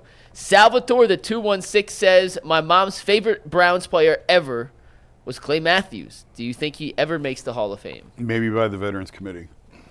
Possibly Not down the until. line. If he hasn't made it at this point, he's not going to get Yeah, in. probably not. Maybe unless the Veterans Committee puts him in. Next up, Mick McGee says, "Die Hard is a Christmas movie." Thank you. Yippee-ki-yay. Oh, what was the result of that poll? I think a lot of people. We won, Jason. Yeah. Boom. It is a diehard. It is Yeah, a but don't we Christmas. all agree that our chat is not the bunch of sharpest tools Hey, in the shed? No, they're usually great. I We agree love with the chat. that, but today I'm on their side. All right. For once, Yeah. the chat and I have come together. The chat has come over to the dark side. Mick McGee says Ohio State football and basketball whooped some SEC butt this weekend. The Buckeyes basketball team beat Kentucky, who's ranked 4th in the country. Who's paying So shout out attention to the that? Good. Buckeyes. Didn't they lose to Maryland by like 100? It's not been a great start to the season, but it's Yeah. a very good win this weekend. All right. Derek Spina says the Browns are only good when I play as them in Madden. LOL, shaking my head. Chris Fox says all of our QBs are Hercules and Yamchas. Am I right, G? Oh my gosh. Or they could be TNs. Whoa. TN, Yamcha, Krillin. Who else? Who else is really trash in Dragon Ball? Slang Mang. Oh, actually, the Supreme Kai is kind of terrible too. He is. That's what I hear. Next up, DB On Dog the hot 21 says if you fired AB and Stefanski, who would you think their replacements would be? It doesn't matter. It doesn't matter. With this ownership, it doesn't matter. So they can't ever win, no matter who they hire? I don't think they're going to, with this ownership, no. Not the way that it's structured, not with the, no. It's hard to come up with exact replacements on the spot, but if they do make the move, I promise you we'll dive into the entire list of candidates that make sense, give you a full profile, features on who they are, what How do they you? do. The truth is, none of us know who's going to be a good head coach, right? Ben Johnson's Clearly, they don't know either. Ben Johnson's the hot candidate. Why? Because the Lions' offense is great. Yeah. That doesn't mean he's a good head coach. Right. But that's how they hire coaches. Right. John Harbaugh was a special teams guy. Like, you just never know. Yeah. Next up, Christian says, begging for an extension to now firing him 6 months later. Dirty work. Me? Is he talking about me? I think he's talking about us. Yeah. I don't want to fire him, but Jason doesn't want to fire him. But I've stopped making excuses in defense. I get why people want to. I totally get it. Ahmad Fadala says, UCSS release some merch in 2025. It's on our list of things we hope to do. So Yeah. We are hopefully going to do that for you guys next year. And our last super chat comes from DB Dog 21, who says, it's not the Browns' fault that Deshaun was the bad guy. They tried to get their quarterback. It didn't work. At least they're trying. I don't think any of us on this. The only person. Jay's does. the only one. Jay's the only one who we all understand why they made that trade. Yeah. Yeah. Yeah. The trade at the time, it's revisionist history. I've heard a lot of people saying, "Oh, nobody else wanted him." That's not true. That's Not bullshit. true. That's not That's true. not true. That's bullshit. And I give him credit for going there. I give him credit for saying, all right, well, the Baker thing didn't work. We got too good of a roster to sit on our hands. That's right. Let's figure out something. I never doubt, if you want to be aggressive and you're going to go down swinging, I'm never going to hate you for it. I'm not killing them for that trade. It's just obvious. Listen, no, even the most diehard Baker person, if they're being genuine, nobody could have imagined it would be this bad. There was no. This is worse than the worst case scenario when you did the 100%. trade.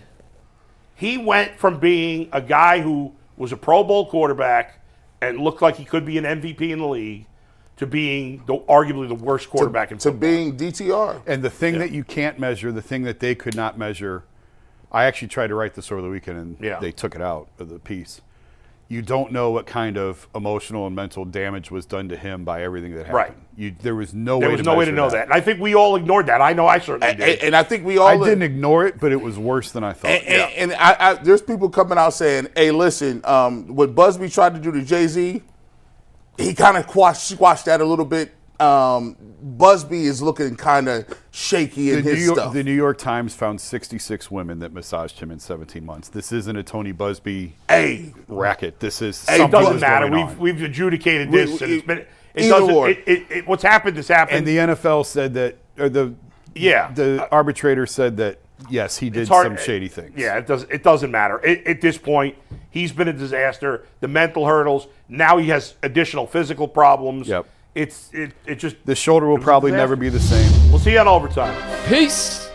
Dude.